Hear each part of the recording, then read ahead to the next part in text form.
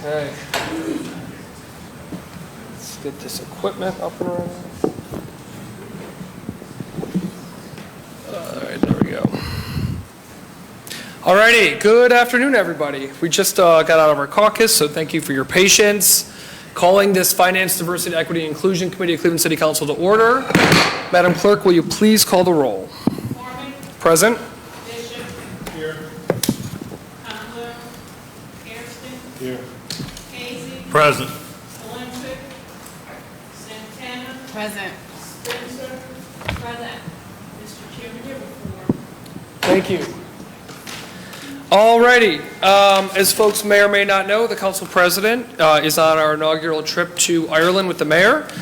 So you are all stuck with me today, you poor souls out there. But as majority leader, in the absence of the council president, I take over, and then Councilwoman Santana would be our number 2 for the day. So, okay, so we are going to start with our guests here today. And we have a lovely group with Global Cleveland and partners to hear resolution number 616-2023 by Mayor Bibb, an emergency resolution declaring this council's desire that Cleveland and Novi Sad, Serbia, establish a sister city relationship and authorizing the mayor to enter into such agreement and execute such documents that are necessary to implement the relationship.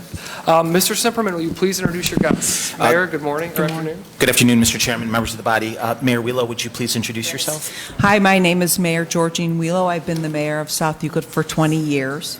And the most recent recipient of the International Hall of Fame representing Serbia at the event that was had, over 600 people cheering for you. Zachary?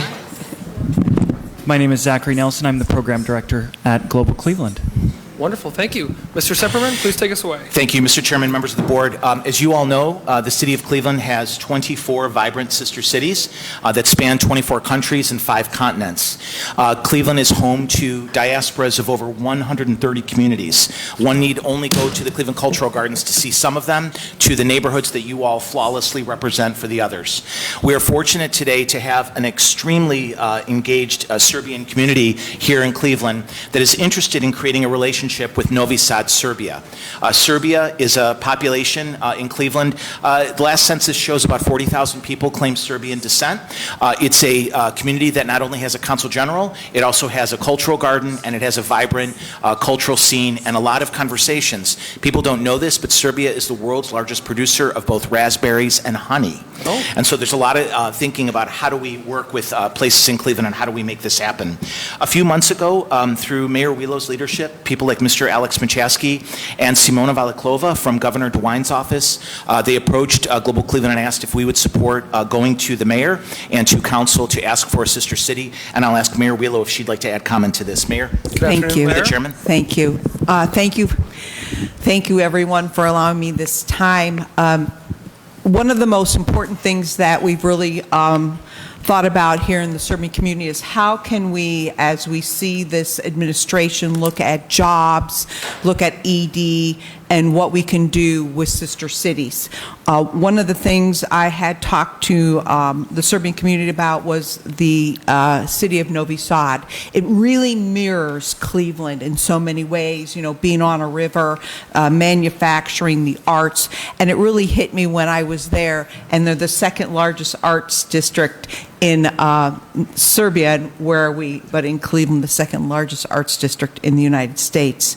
But I approached Global Cleveland about the opportunity and of course, Mayor Bibb's office about actually doing this, bringing a delegation here, working side by side. And the fact that, you think about what's big here in Ohio, but Smuckers, right? Manufacturing, what could we do with honey, with raspberries, learning some of their environmental ways, and the fact that manufacturing is so vital to our area. So with that, I hope that you'll consider so that we can strengthen our world reputation across the oceans. Thank you, Mayor. Your last name again, sir, I'm sorry. Zachary Nelson. Mr. Nelson, anything to add? I just want to add that I think that this opportunity really presents us with a chance to refresh and reinvigorate our Sister Cities program and our Sister Cities relationships around the world. We're very interested in diversifying the countries and continents and diversity of the countries and cities that we have these agreements with. And so I think we're blessed with such an active and engaged sister city that we can use this energy to move forward with other more diverse sister cities in the future. And that's what I'm really excited about as well. Thank you, Mayor. And I just want to add one more thing. Why is Governor DeWine's office so excited? Because we've worked diligently in the Serbian community to get an actual MOU with Serbia regarding education.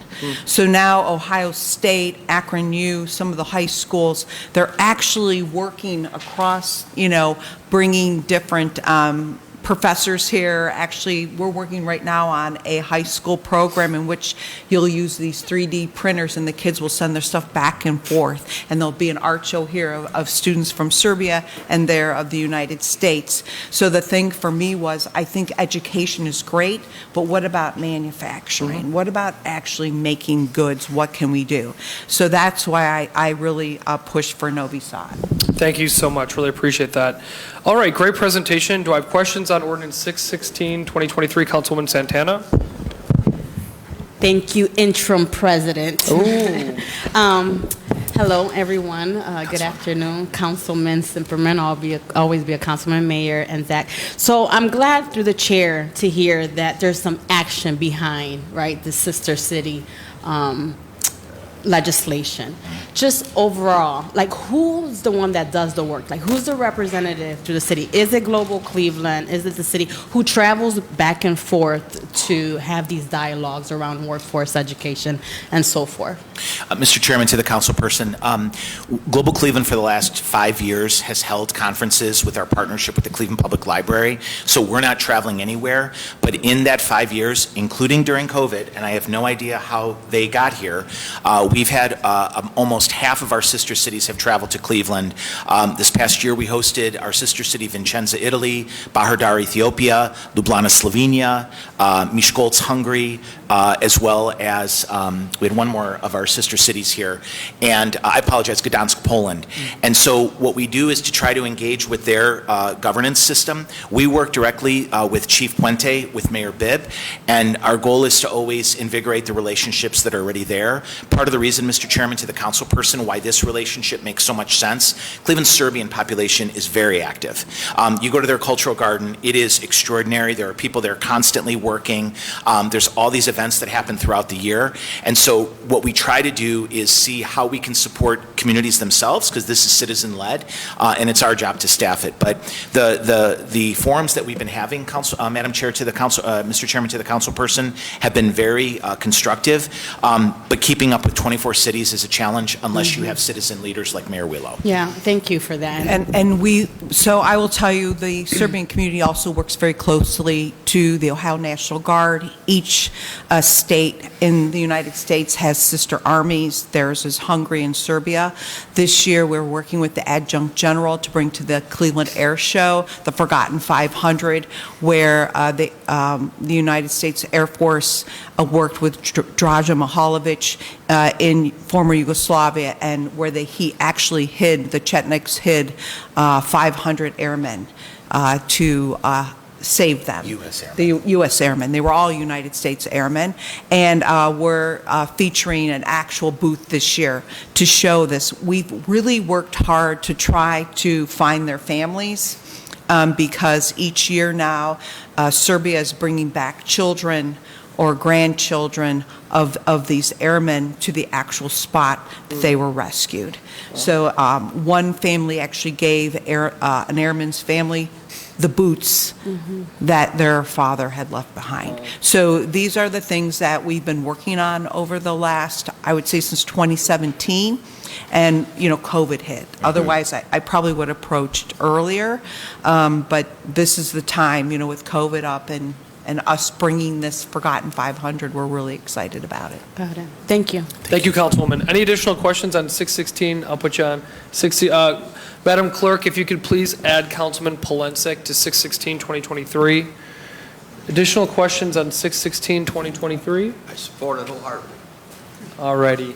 Hearing none, and with the full support of Councilman Plensik, this passes our Finance Committee and will be heard on the floor of Council tonight. Thank you. Thank you, Mr. Chairman. Thank you, I Councilman. just wanted to say I have city council tonight, so I can't be here tonight at your council You have your own meeting. council. But I'll show up and thank you down the road. Thank Thank you. you, Mayor. Which one? Don't answer that question. Oh, yeah. We're not trying to get her in Could be trouble. Cleveland. Thank you, Chairman. Thank you.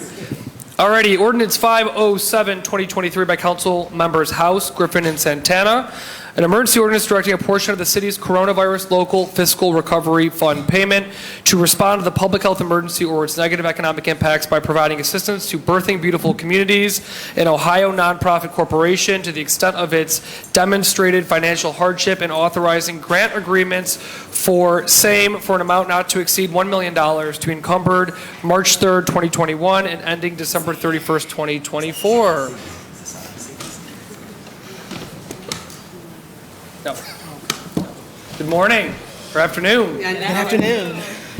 All right, Director, we're going to start with you, but if you could please introduce, I know most of us know your panel, but please introduce your panel, please. Okay, good afternoon, everyone. My name is Jasmine Long, President and CEO of Birthing Beautiful Communities, with my board chair, Mike Bowen, Chief Operations and Growth Person, Chris Shefton, and Chief Advancement Officer, Chantel Tober. Okay, and if you could just pull this down so we can hear you and the people on TV can hear you. Okay.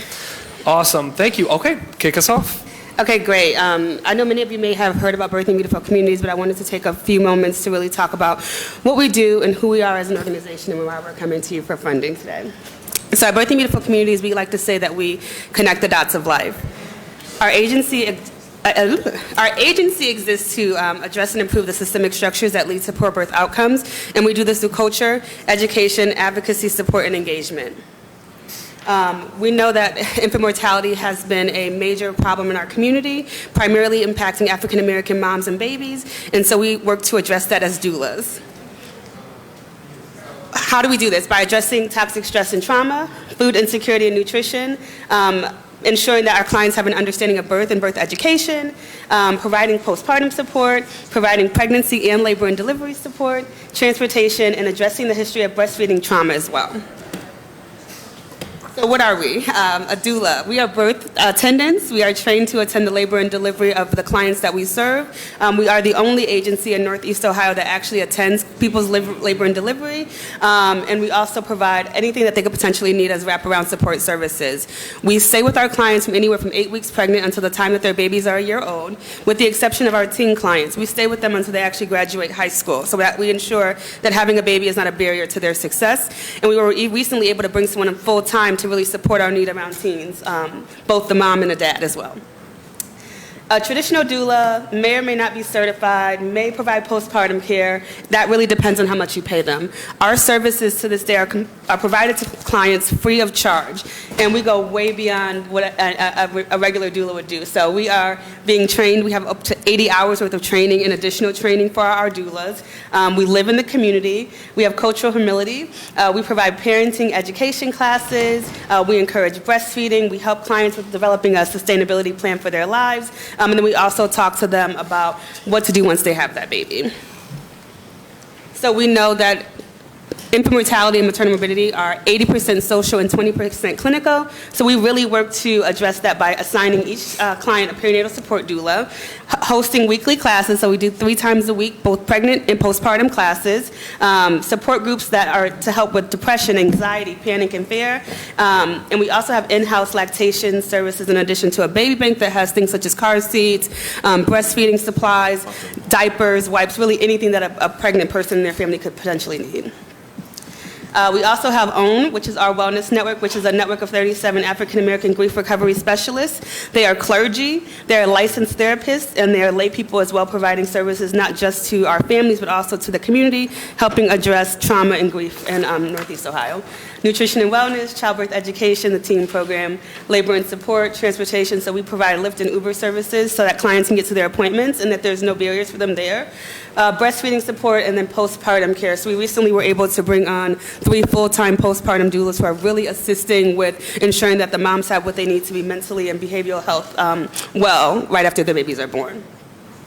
So again, that's OWN. That's one-to-one crisis counseling, grief recovery workshops, peer supports, and benevolence. And that can be in the form of, even last year we provided $117,000 in rental assistance, and mortgage assistance to clients that we serve so that they did not lose their apartments or homes because of the traumas that they were experiencing because of COVID.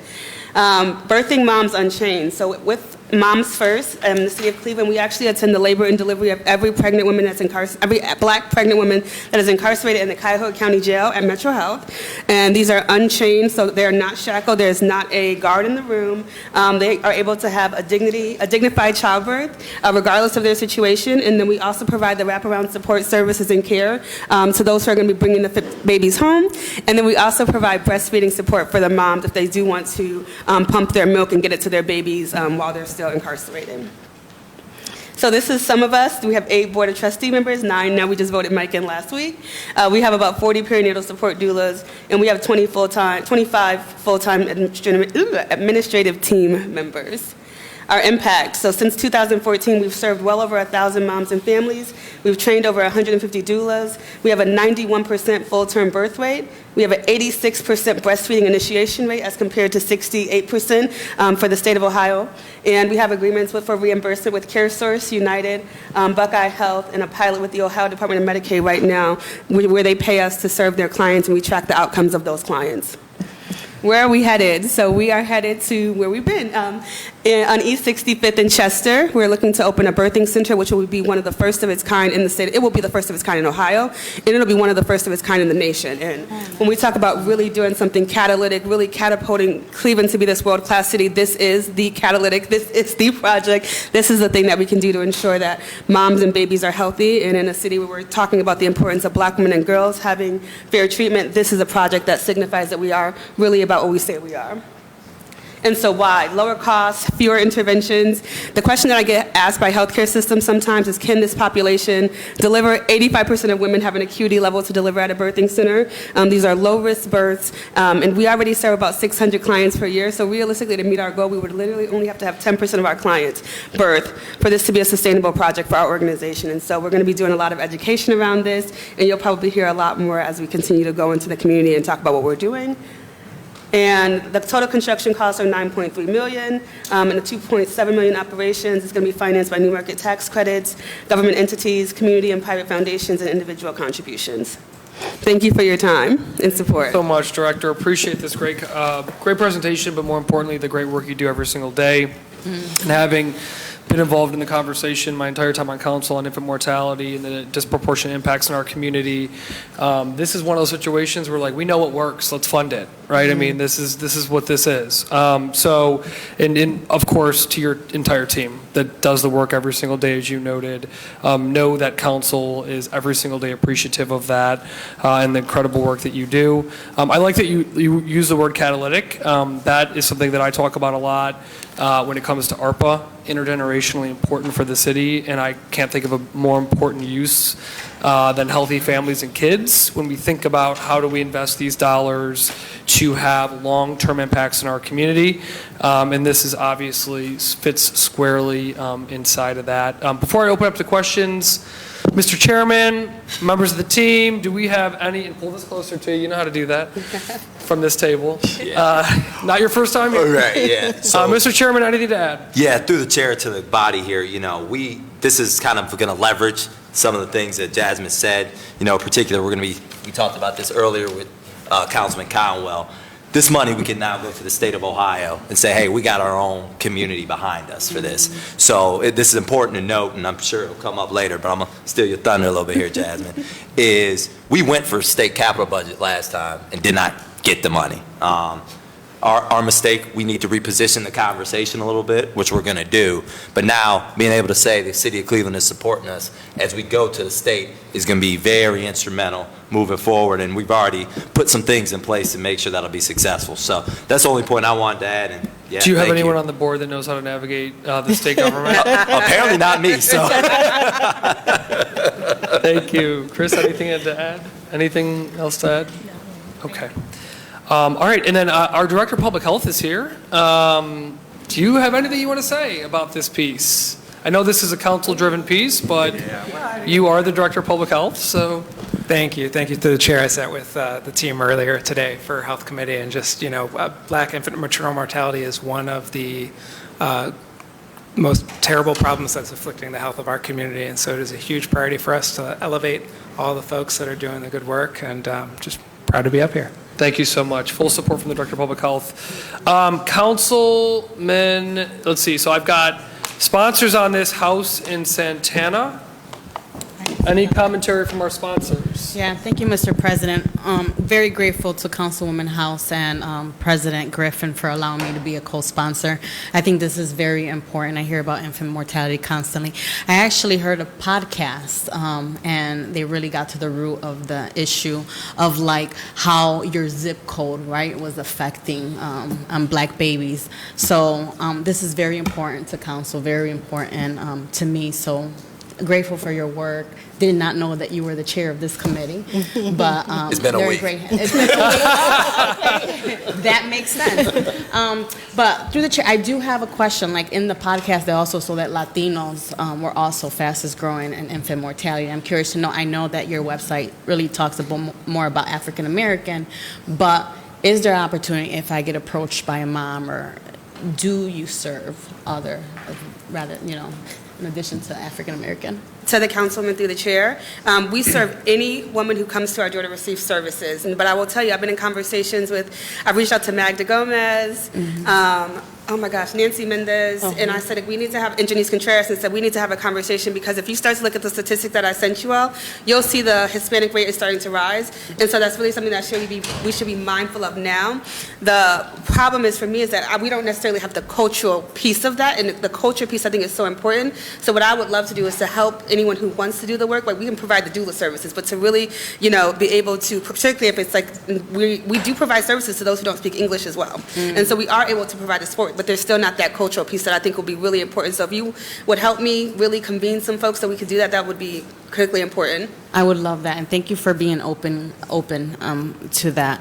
I lost my train of thought this is what I'll tell you. So we know that infant mortality is affected by the zip code, right? Like the area, the social, determinants of health that happen in the neighborhood. Do you work with council members or other organizations? Like, is there a hot spot in Ward 14, for instance, right, where women, babies are dying more often, and maybe it's something that's in the environment and so forth? I don't know if you guys do that type of research, but just kind of curious. Okay, so to the councilwoman through the chair, this is why this data is so important, because it literally will tell you where the hot spots are with respect to zip codes. And so it is my hope that First Year Cleveland, which is funded by this body, will be the conveners in helping us to really think about strategies to impact those specific zip codes that are hot spots. Like we saw with 44128, they were having high infant mortality, and NLI stepped in and did a program, and they ended that, right? So they have no infant mortality in that one zip code. Like, how do we really bridge across? We work with Moms First, so we do work with all the agencies that are part of the collaboration, and we don't have restrictions on how many organizations you can be served by. So even if you're at Moms First, we will still let you get a doula. Even if you're at another program, you can still have a doula, because we want to be there in that labor and delivery room to really stop anything that could happen there. Got it. Okay. And then my last question, as far as the doula, is that a part-time job? Is that volunteer? Do they get paid, or? Yes. So our doulas are actually part-time contractors. We pay a flat rate of $2,100 a month, and then any additional birth they are paid between $500 and $800. And it's really because the idea was created on the fact that this would be a wealth-building opportunity for them. So we also work with them on how to run their businesses, how to structure their businesses. We give them some additional trainings as well, so that they can provide services to other women who want the services as well. And not just women who are coming to BBC. So yes. I love that. Thank you. Definitely a sustainable model, and you guys are really thinking outside the box. So thank you, congratulations, and you have my full support on this legislation. Thank you, Councilwoman. Councilman Conwell, this was heard in the Health and Human Services Committee. Yeah, they did a great job. You have some great people with honesty, integrity, and credibility that's running the program. So that's very, very good. They're in the neighborhood, and I'm very, very happy. I see Jasmine talking with Jasmine. You know what I mean? Being a jazz musician myself, they over there swinging, playing a nice chorus and the chord progressions. Let me move forward. Through the chair to Director Jasmine, do you guys do group facilitations, and if so, how do you recruit your people? Yes, so we have an incentive program called Breathe, and it's like a mandatory program that you have to go through that's really about addressing anxiety, depression, panic, and fear, and that's a mandatory thing, but our clients do receive a $250 incentive for completing the series, so we do get a lot of them going through. But we also have postpartum support groups that we're starting up, and they're at a local library, and I'm sorry, I don't know which one it is, but we are starting it at the library, so we're just now starting to do some outreach. We have really, because we have a vulnerable population, it's taken us a while to come back in person, just because we were concerned, but we are coming back in person this summer, so we'll be recruiting, so you'll see some billboard ads going up. We have RTA bus wraps as well coming out so that people know that we're here, that we can provide the services, and that we do have these support groups for them to attend. And again, we do serve about 600 clients per year. Wow. And we want to serve even more, to be honest. So when you do group, what is it? You have 12 weeks, a quarter when you do the groups, or semi-annually? I mean, how do you do that? So we do them 3 times. We have groups 3 times a week.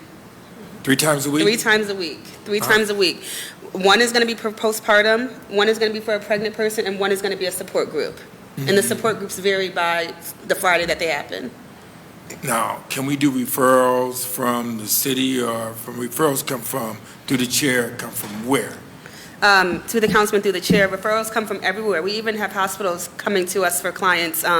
If a woman comes to birth at one of our 3 healthcare systems and she's by herself, they will call us to come be with that person, and that's regardless of race. We'll come and we'll be there with that person so that they're not by themselves. We don't really want anybody by themselves delivering. Or when they see like teens come in and they're scared, they call us to be a support system for them, even if their partner is there. And so we get all different types of referrals. Moms First refers to us, and we do a back and forth exchange. If somebody wants to doula, people know to kind of send them to Birthing Beautiful Communities, and they can do that on our website directly. They can do it to emails. People text me. People are on Instagram. People are Facebooking. Like, people find us however they can. So the structure through the chair, which you have a facilitator, is that facilitator LSW, LISW? Qualifications are what? Is what? So through the chair to the council person, it actually just depends on the class. So like we have epidemiologists come and do classes about what is it going to feel like to get an epidural. We have certified nurse midwives come and talk about contraception. So it really just depends on, the classes are really planned out because you want subject matter experts because we're talking about labor and delivery. So sometimes we're bringing a lot of healthcare professionals. Our mental health classes are led by, we have a licensed counselor on staff as well, and in conjunction with the other grief recovery specialists, therapists, and lay people. So we have a lot of qualified folks who are, because again, to do this work and to have it be you want it to be evidence-based. And so we do bring in a lot of outside facilitation help so that we're providing culturally competent information to clients, because nowadays, unfortunately, the clients will watch TikToks and it'll say, oh, you're supposed to drink this. And we're like, why would you ever do that, right? So bringing in professionals to come talk to people, because, people take that kind of stuff as like gospel now. So we do bring in a lot of qualified professionals. So you bring people in and teach them how to cook and all those kind of things. We have a partnership with Vitamix, where we have nutrition specialists, and our doulas were actually trained in order to be, and we have a nutritionist on staff as well, who helps with all of that kind of programming. And I think this summer we're going to be going to Burton Bell Carr's facility, Cornucopia, and actually do in-person classes in conjunction with the food bank. Do you guys have, through the chair, and then one question after this one. You guys have a job developer or anyone like that? They have stabilized people in jobs, and I'm just looking at your program. Yeah, so we have a family resource manager. And again, the doulas are kind of like case managers, even though we're not calling them community health workers. And so they're really supposed to be working with their clients on a plan if they need one, right? We help them with finding jobs. Before COVID, we did it differently, but now I think we're starting to get back into the swing of who we were before COVID. But we are very hands-on, and these postpartum doulas who are now full-time, we hired 3 full-time postpartum doulas, are really working with the women hand in hand to help them create a plan. So when they graduate from your class, do you have a graduation and end date? And do you have a, you could graduate from a class. I'm looking at it right now. Let's say you graduate. What is that called? It's an alumni group. Let's say that you graduate, and the alumni group will come back to help the ones that's going through it already, because they know the way. You guys have that through the chair? To the councilman through the chair, right now we do not have that, but what I will tell you is that if you look at our staff and our doulas, probably 50% of them are former clients, turned doulas, turned staff members, so we kind of have that little bit of a Okay. pipeline. Yeah, you know But the next way. year, we are celebrating our 10-year anniversary, and so that is something we're looking at, is actually bringing together everyone who's been a part of this program for the past 10 years, and getting them to come together in some kind of community. So I think we're looking at something like that.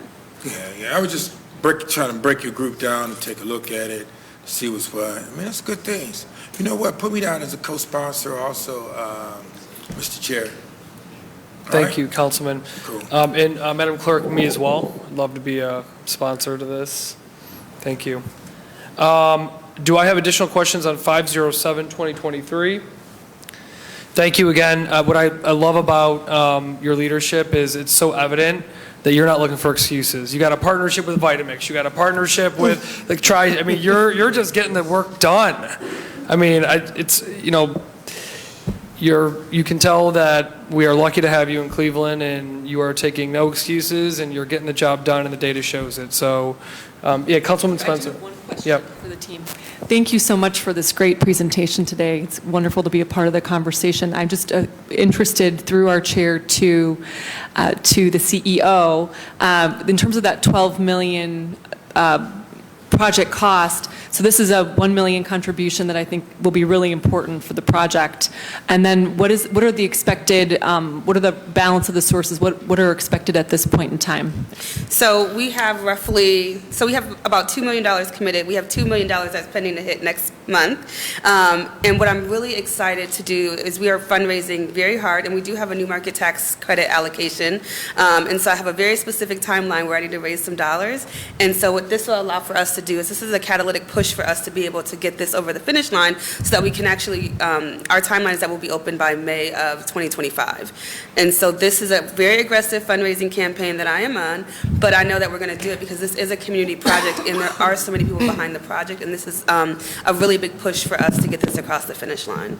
So most of it is going to be fundraising, but we do have the new market tax credit allocation, which is why I did, many of you may know, I brought Chris in-house so that she can help me on that side so I can focus Got the on team. fundraising and not have to do the technical stuff and let the experts do what they Right. do and really leverage this guy to help me raise these funds.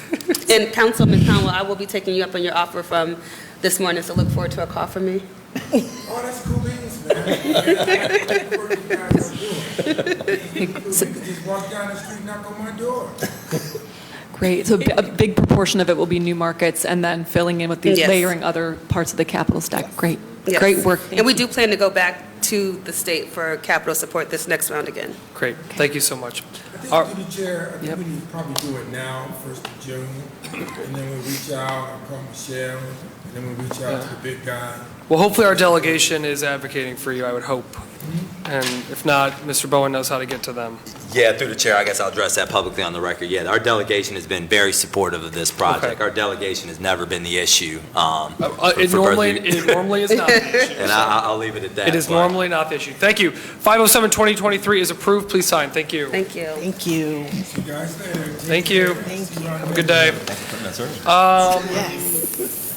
Man, I can't read this without Jasmine in the room. Where's Jasmine at? She stepped out for a minute.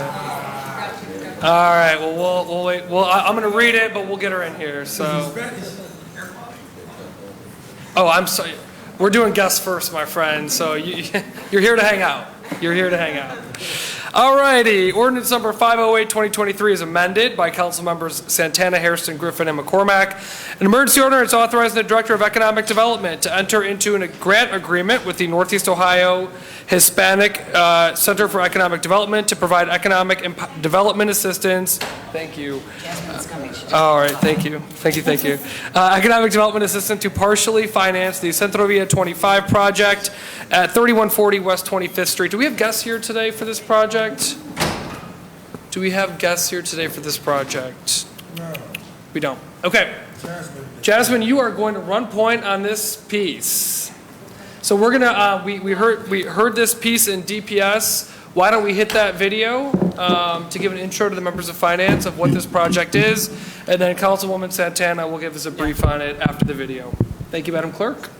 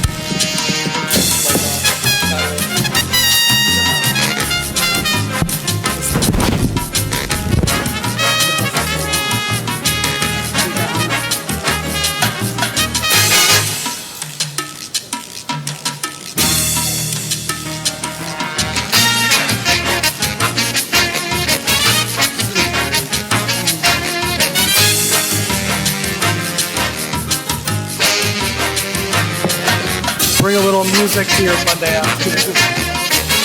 Never a bad thing.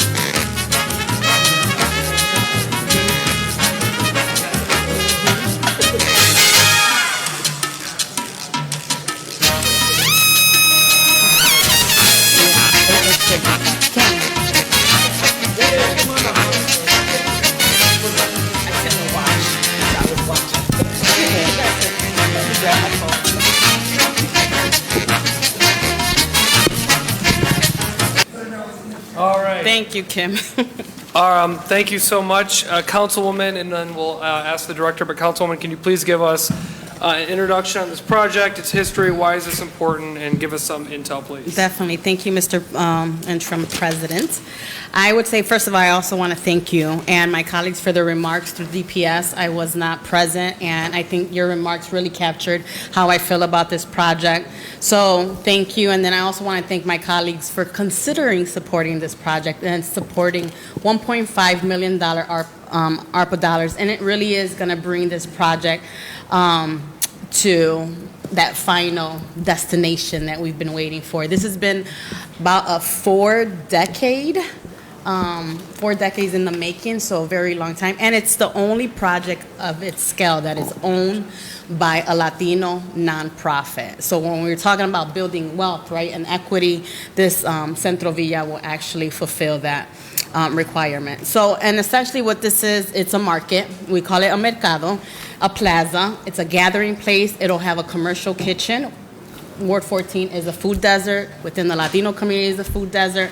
So it'll have a grocery store. It's converting 31,000 square foot building into a gathering place, a destination. This is going to be developed in West 25th, which is down the street from Metro Health. I know many have said this. You have Ohio City, then you have kind of Ghost Town, Metro Health, and then you have Old Brooklyn. So really it's just to attract not only Latinos, but just residents and people across our city. I just came from Puerto Rico, and I met with the mayor, and they're actually working on their 9th mercado. So it's really a cultural project that, Latinos just kind of like to have that one-step hub where they go to. But also what's more important is that it is going to create jobs. It's going to help small businesses. I get approached by business owners talking about they want some space. Ward 14 doesn't have that affordable space and also something that doesn't take significant capital.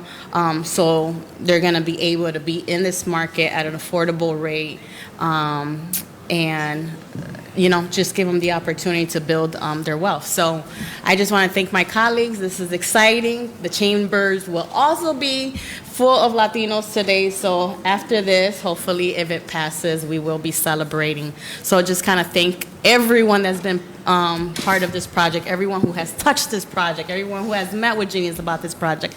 And as Councilwoman Spencer always says, projects to this scale is not a one-person job. It takes a team. It takes a village to actually roll out these projects. So there has been, significant Latino leaders who have been really persevering and working hard to roll out this project. So that is my remark.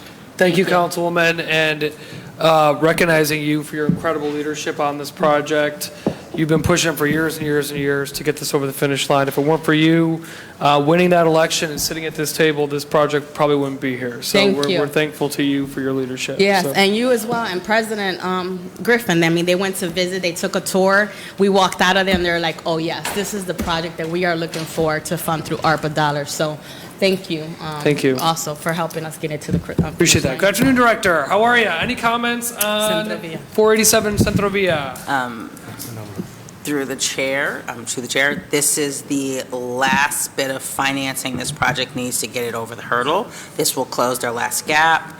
The department is working with them on closing some other sources. They're going to be closing on the New Markets transaction in the next couple of weeks. So hoping that they will be able to break ground at least by the end of the year, sometime this year, by the end of the year on this project. So there's not much more to say. We're just happy that it's going to get over the finish line. Thank you, Director. Appreciate it. Yep, President, I Council. also want to give a shout out. I just noticed he's here.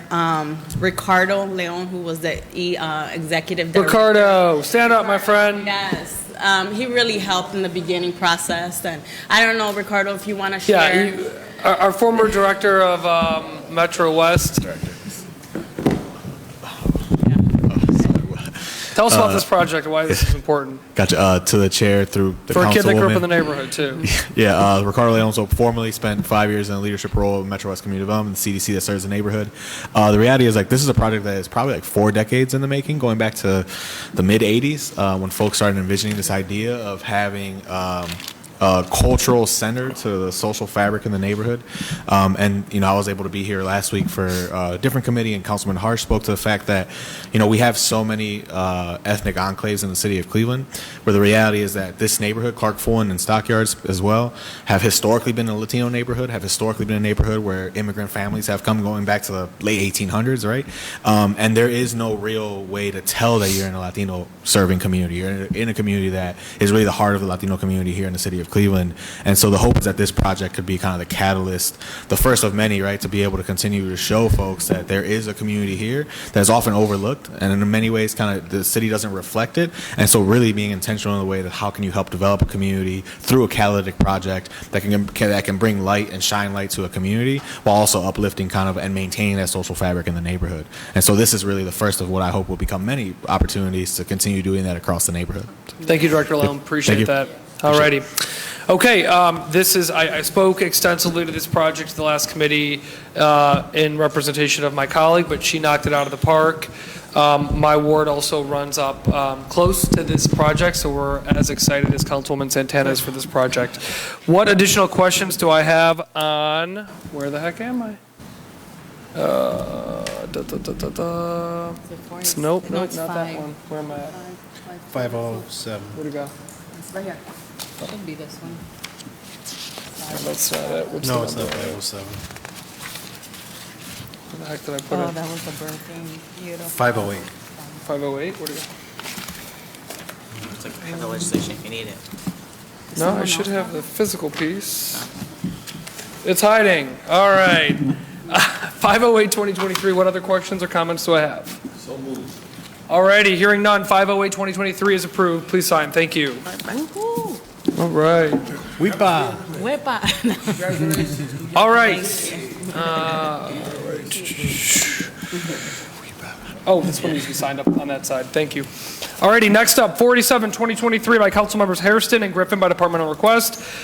An emergency ordinance authorizing the Director of Economic Development to enter into one or more contracts with the Cuyahoga County Land Reutilization Corporation, also known as the Cuyahoga Land Bank, for professional services to implement and manage a site readiness for good jobs project for future redevelopment and job attraction and retention, authorizing other agreements, and authorizing the appropriate director to apply for and accept any gifts, grants, or services from any public entity or private entity. What number is this, Gary?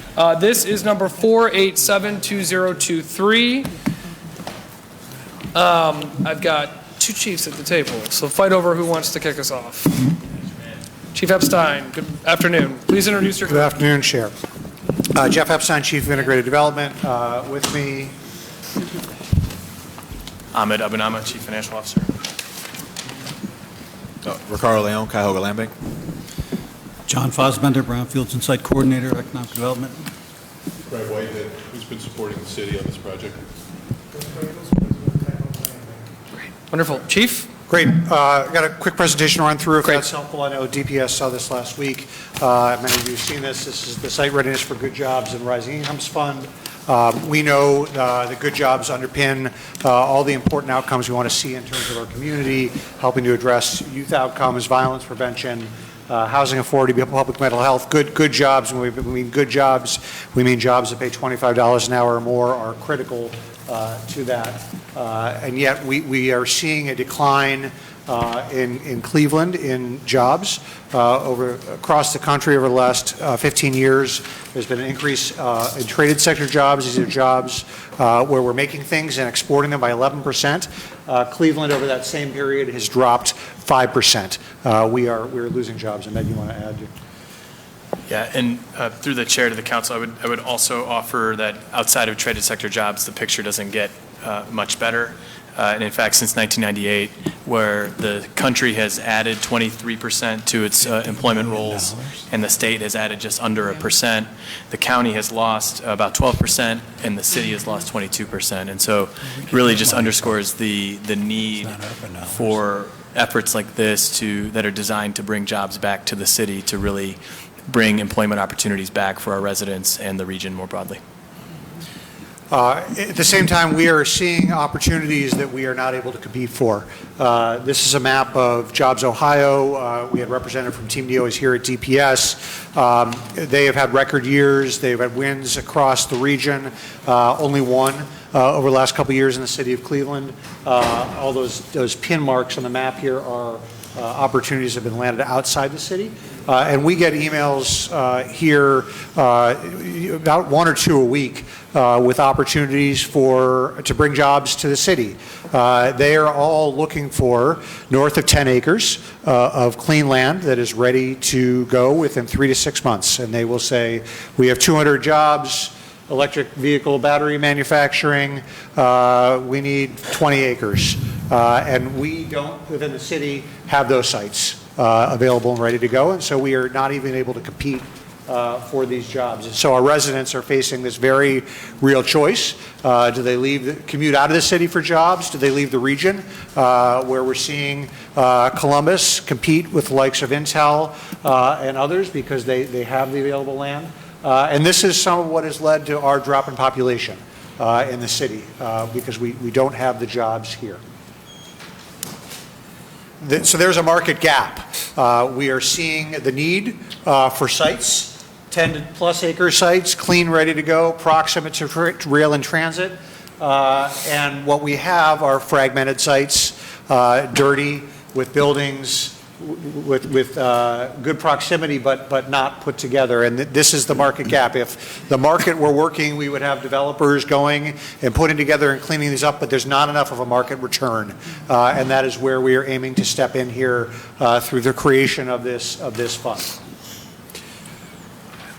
Yep, and the good news is I think we're at a point in time where we can really make some really good effort and progress towards solving these problems for a couple of reasons. One, we have the federal pandemic aid that the city received, which is providing the source of these funds.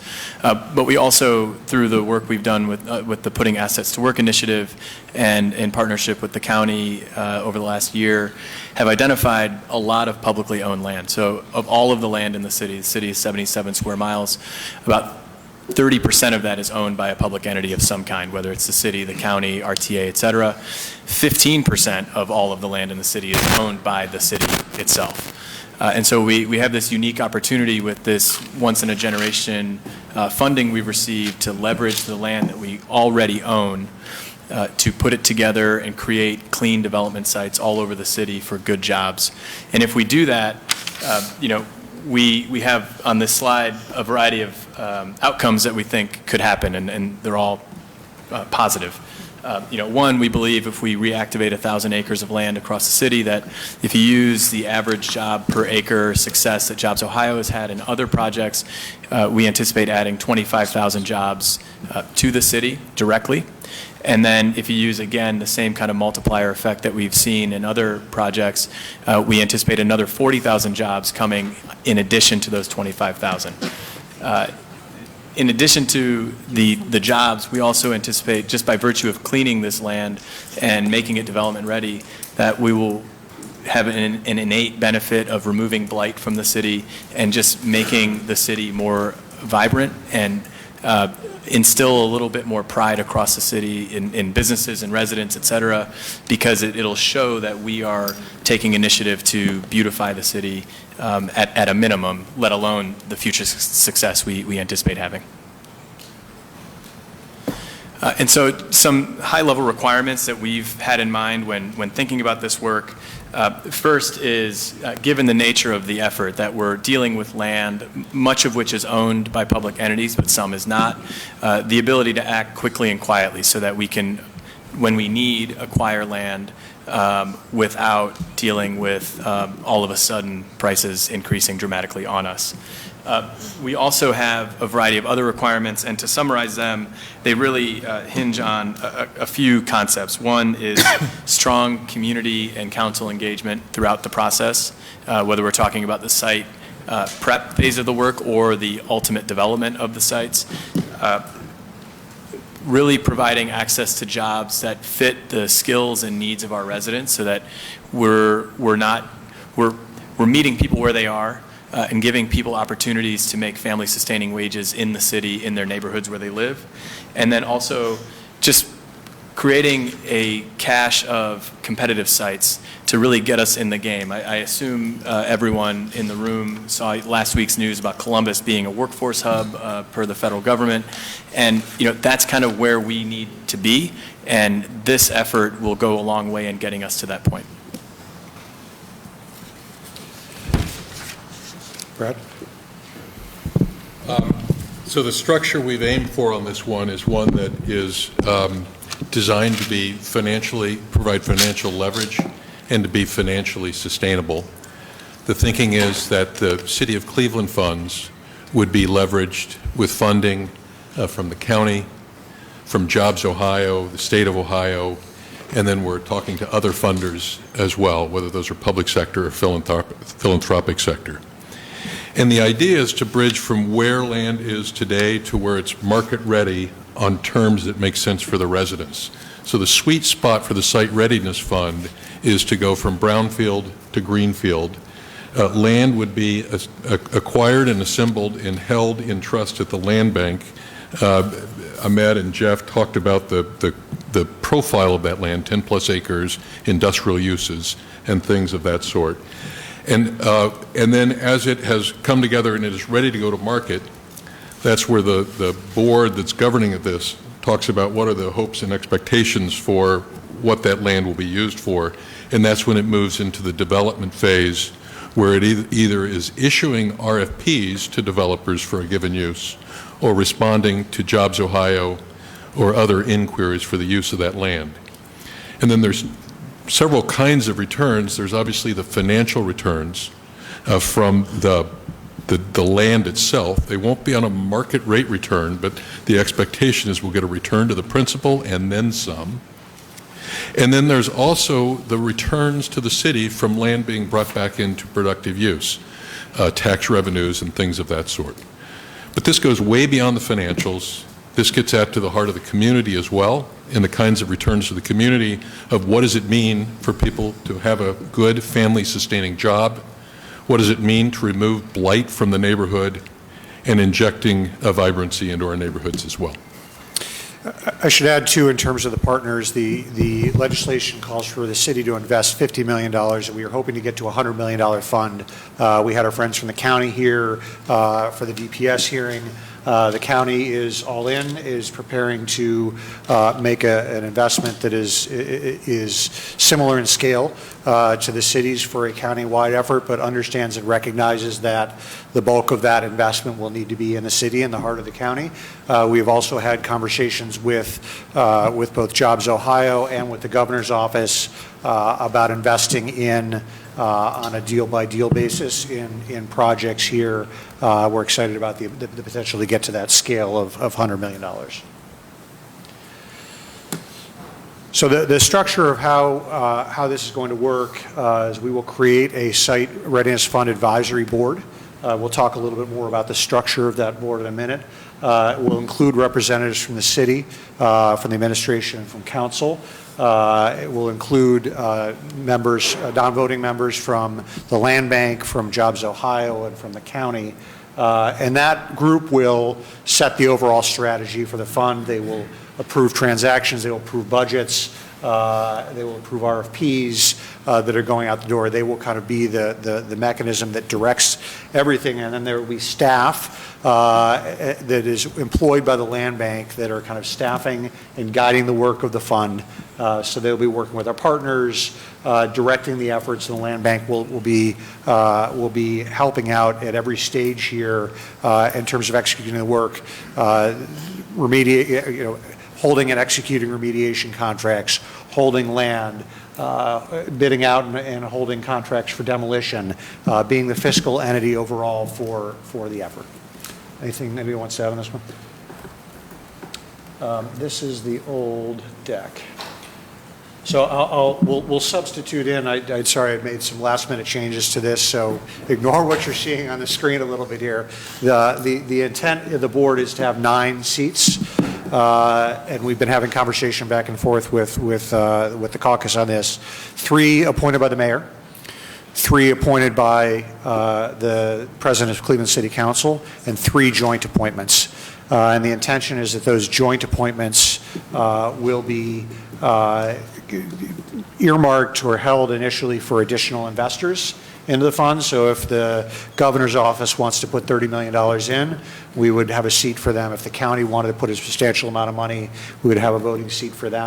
And then the board would be at 9, plus the 3 non-voting seats that I mentioned, the county land bank, Team Neo, and Jobs Ohio in the county.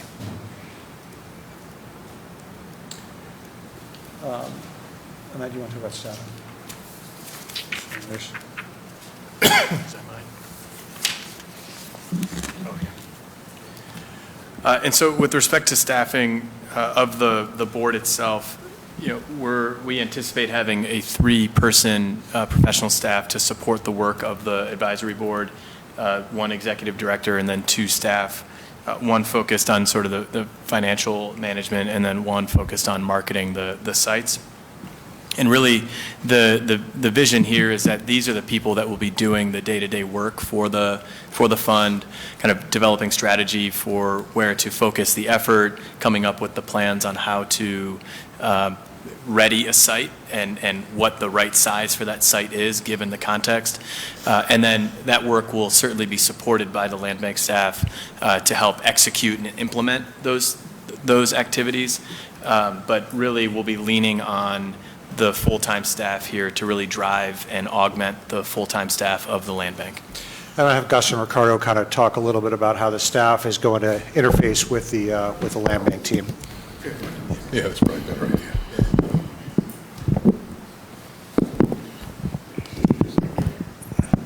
Staff that we would that they would be W-2 employees of the land bank, but they would be focused specifically on this initiative. And the reason for that is not only because it's a sensible thing to do, but this is a large-scale undertaking, and so we would need that additional capacity. Right now, we do demolition, we do spec writing, we do writing agreements, we do all of this kind of stuff, we do mapping. But one thing that we don't necessarily do is go out and chase the deal. We can't, go and try to harvest owners or talk to them about whether they want to do a deal or do some preliminary investigation to determine whether the city would even want to get a particular property. Now, once the functionalities of the staff, it at some point will bleed with ours. There's a point at which the advisory board works with the upfront staff, and they come to the land bank and they say, here's a $25 million deal or something like that, and they need us to paper it, they need us to manage the environmental work, they need us to manage the entire acquisition, all the title work, and it may be as complicated sometimes as you bring people to us that want to do it as part of a syndication, and maybe we're writing a private placement or something like that. These are things, when something's brought to us, that we can do, but we need the staff to go out and do a lot of that outside hustling. And Ricardo, you may want to add a little bit to it. Yeah, I think what I would add is, certainly what the limited. So the land bank has a diverse set of skills. I think we've discussed that. We talked about it a bit in the last committee session as well. But where our limited capacity is what we would call kind of like bird dogging, right? Like being out on the street, finding sites, identifying sites, negotiating with those property owners, identifying, something that we talk about a lot internally for our smaller scale projects. And think about, this is a $100 million initiative. This would be a much larger order of magnitude, but there's certain sites you want to get before others, right? You want to line them up properly. You want to ensure that you're thinking strategically about which site makes more sense than another. And the reality is that we need help in doing that. We need capacity in doing that because while Gus and I love our team, the reality is we have filled their schedules with work, and so the reality is that we just wouldn't be able to take on this effort without bringing on some folks who can help us do this. Mr. Chairman, to that point, a good example is our East Cleveland project. So it's a huge project, $100 million it envisions. But it's the same kind of a thing. We needed to have a project manager for it. We needed to hire consultants from Atlanta. We had to have Russell Bruce's firm going out and trying to, bird dog a lot of the deals, and then architects and setting up, conceptuals. And so we can do the actual physical work, but hustling it is what's really hard. And the only other thing I would say is Mike Polensik is the only, probably the only person old enough to remember when I was here with him, and this is something that was talked about. We had economic development czar, we had property czar, we had the property ombudsman to do these kind of things, and it never just could get off the ground. And so that's my personal 2 cents that this is a long time in coming, and I think it's a great thing, provided you have the setup that you feel comfortable with. Thank you. This is a big undertaking. I think we envision that we are going to need the land bank, full capacity of the land bank team, the full capacity of some additional staff, as well as involvement from our city economic development department in executing this. I will also say, as part of the discussions with DPS, we have agreed to include in the legislation a cap on the expenses related to administration and personnel at 2% of the overall fund cost per year. I want to have John talk a little bit about the criteria for sites as we think about where we're going to go. We do have a list of some potential sites. We're going to be continuing to evaluate and look for sites across the city, and are committed to working with council people to find appropriate sites that fit this bill in the ward. But And John. Chief, if I may, I'm going to ask for concise testimony. Got There's it. going to be a lot of questions, so just We're almost done. thorough but concise. We're almost done. Mr. Chairman, concise is my middle name. All right. That's not true, but I'll be concise. Real quick, as as the chief had mentioned, 10 acres is a minimum. We want to go much larger. We're looking at Jobs Ohio priority industries, advanced manufacturing, and in our area, like some food processing and other types of things. The ESGP score, that's something that Jobs Ohio does. We're looking at where we can do good for environmental justice and other equity and inclusion types of racial equity and environmental sustainability. It's important that the sites have a high public transit score so our residents can get to work using public transit. We want to make sure that we're not spending all the money on one site. So we want to make sure that our public acquisition, our costs of each deal is reasonable given the overall amount that we're going to be afforded. And importantly, since so many of the brownfields in the city are in long disinvested neighborhoods, we want to make sure we focus on those. And those are going to have a priority in our site selection process. And finally, as we're looking to market sites, we have a set of criteria similar to what we developed for Opportunity Corridor. We are not just going to spend a lot of money on a site and then have 10 jobs on a site. We want job density, we want job quality, we want jobs that are going to benefit our residents and neighborhoods, and we are committed to working closely with the ward council person in the ward where the site is, on the RFP process, on the selection, and we've agreed to have final sign-off by the ward council person on the end user of a particular site. So that's Thank you, Chief. I appreciate that, and I provided extensive testimony in DPS, so I won't do that. I'll just say that I think that this is, when we talk about looking back in 10 years and feeling and touching tangible change from these dollars, I think this project really meets that mark. And we talk about costs and all that, but I mean, number one, I think there's a direct financial cost to vacant sites, whether it's police patrols, dumping, blight, all of that. But then, as we also talked about, I think there's a mental emotional cost for our residents. We talked about the West 65th site, and just walking by it as a kid, driving by it, riding your bike by it in the neighborhood, and seeing decrepit, failing, abandoned buildings riddled with illegal and illicit activity. Not only, before you even get to the value add of new jobs, I think there's an incredible win right there alone, clearing these sites and getting them lined up for employment. And the other thing I'll say too is, this idea of a paradox of getting people to employment. You build your factory in Solon and you can't find employees. How is that our problem? The point is that building jobs closer to our folks in our neighborhoods, on transit lines, right, is this sustainable way to do this, not only environmentally, but for a lot of other reasons. So as we move forward, I hope if RTA is interested in solving a problem to get to Solon, that RTA is interested in connecting to these sites too, which are going to be a lot more feasible than driving out to some exurb that somebody built a factory and not thinking about how they're going to get workforce. So again, little editorialism there, but really appreciate this piece. I think it's really important for the well-being of our city, especially as was noted, for areas of our city that have not seen investment. We talk a lot at this table about areas of our city that have not seen investment. And I think this is a tangible meat and potatoes way to do that. So I appreciate that. Councilman Hairston, this was heard in Development Planning Sustainability. You have the floor.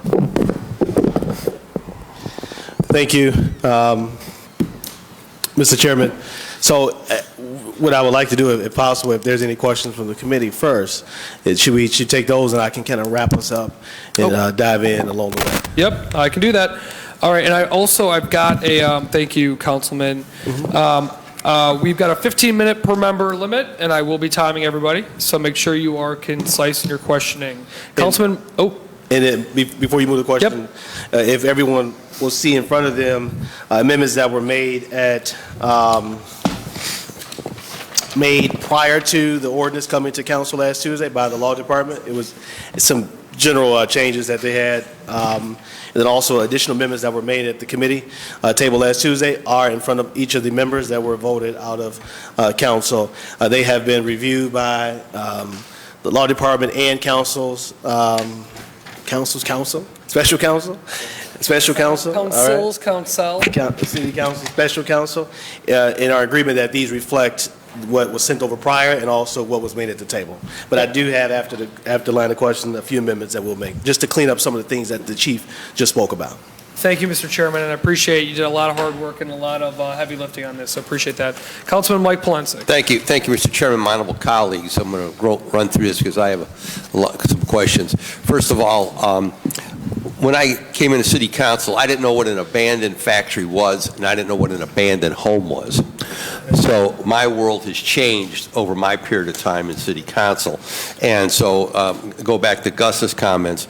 Part of the challenge here that I saw over the years is there was not a coordinated effort to start to deal with the abandonment. And my dear late great friend, the Congressman Louis Stokes, said, and I can remember his words because I spoke to him the very next day after the vote on NAFTA. His concern was that his fear was that he was going to start to hear the sucking sound of jobs out of America and out of the greater Cleveland area. It was absolutely right. That was passed under then President Bill Clinton with the help of his Republican allies within the House and the Senate.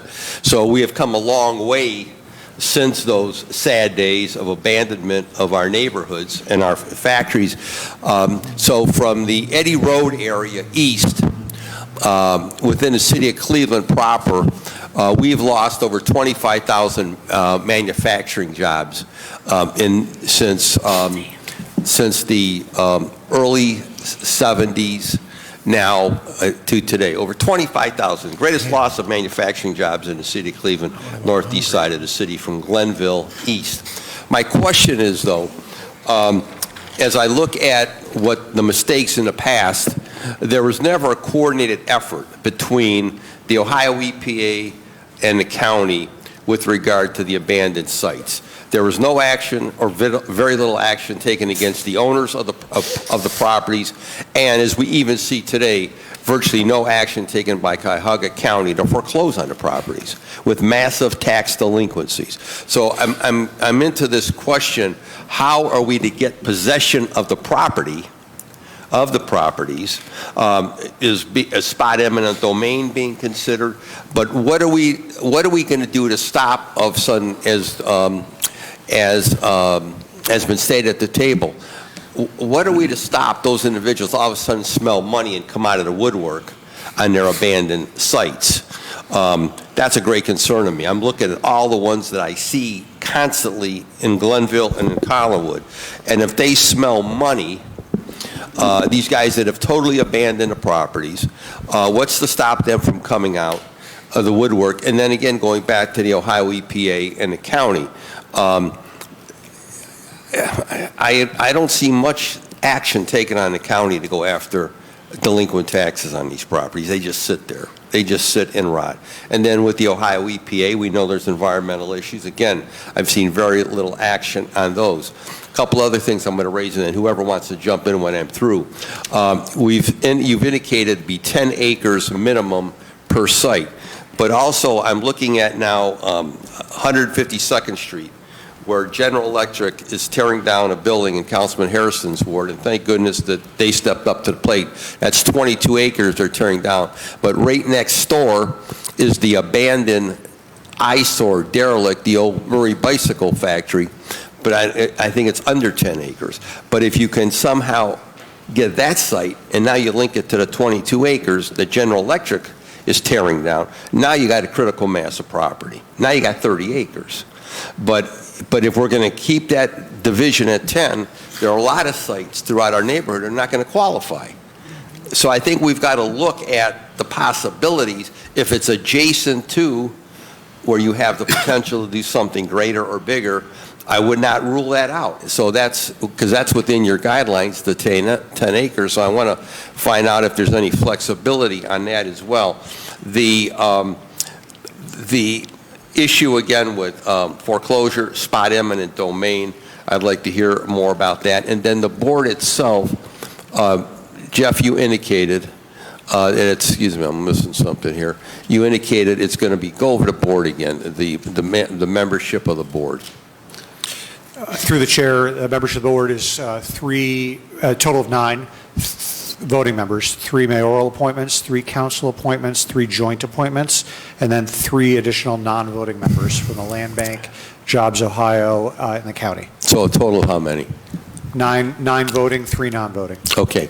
And that will be incorporated as to an addition to the legislation, Mr. Chairman, as an addendum? That's it, Councilman, that's in the legislation. It's actually in the legislation?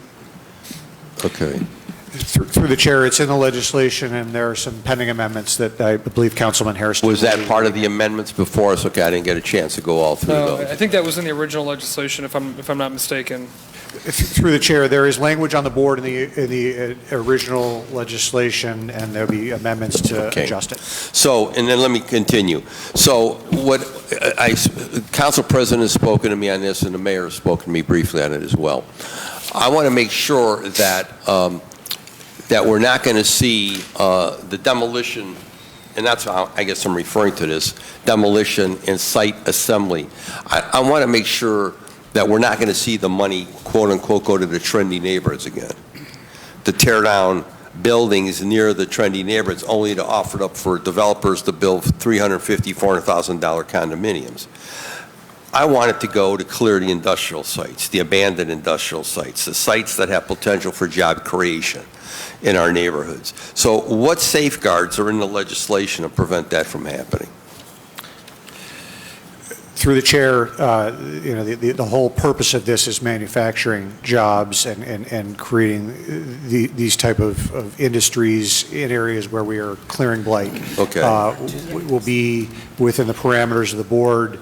We're going to attach the criteria that I put up here in terms of the type of sites that we're doing into the legislation. The board will obviously be controlled by the city administration, city council in terms of directing the sites they want to see. So I think there is plenty of control. There is no chance that any of these sites are going to be done in trendy neighborhoods for housing. Okay. Well, I want to make sure of that because as Gus Franco's indicated, this has been a long, in my time here, this has been a discussion for 4 decades. As we've watched one plant, one factory close after another, we all kept asking, what was the game plan? What was the game plan? Under previous administration, we asked again, what was the game plan? And we saw nothing. And so here we are today with the possibility of finally having a pot of money, pot of funds, to go after these abandoned sites. But I want to make sure, again, that we're addressing where the most critical need is and where the most critical opportunity is to create jobs and opportunity. I look at the Ivanhoe corridor, I look at 152nd Street, I look at the St. Clair corridor, again, the area in Glenville, east of Eddy Road.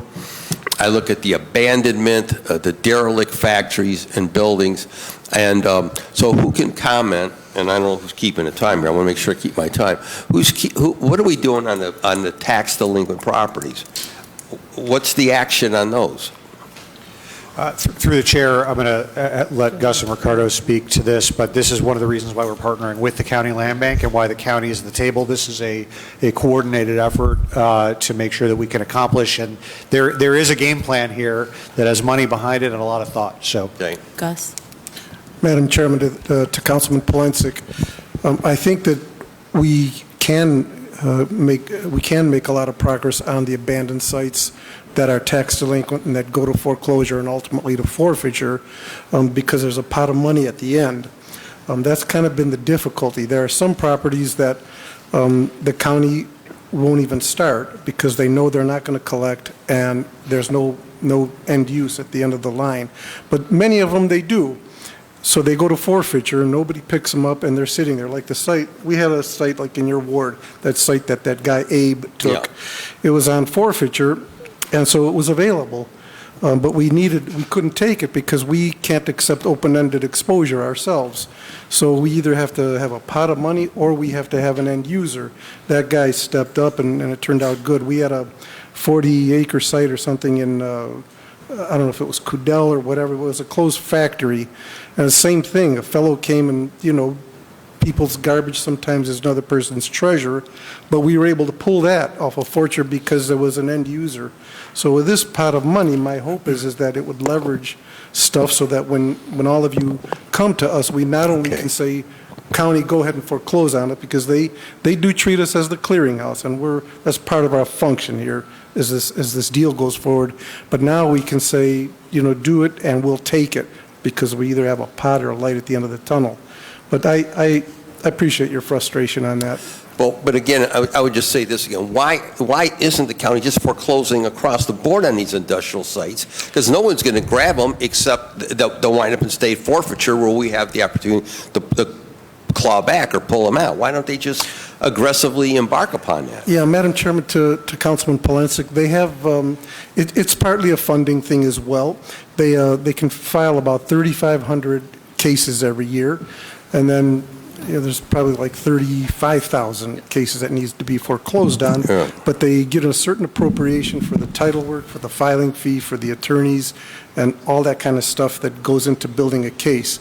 So they get a particular appropriation, and it fluctuates from budget to budget, but they have about 33,000 cases. Some of them fall off, some of them get added because we asked that they be added. But there's a limit to how many that they can file. But the only thing I would emphasize is that's where we can perhaps be helpful, because we are that clearinghouse. So you have 35,000 cases to foreclose. Why this one and not that one? That's where the community has to tell us, and so at least we're prioritizing it. Sometimes it works, sometimes it doesn't. But we've especially with CDCs and all, we've been pretty successful in pulling out targeted properties. Well, I have spoken to Chris Ronayne, our new county executive, on several occasions about the county ramping up the foreclosure actions on all these delinquent properties, especially abandoned properties. Now, he's assured me that that's going to improve, but, again, the proof will be in the pudding. But at the end of the day, many of the challenges that we're dealing with, or the majority that we're dealing with this table today, are man-made. They were created because of lack of initiatives, a lack of an aggressive policy from the city and the county.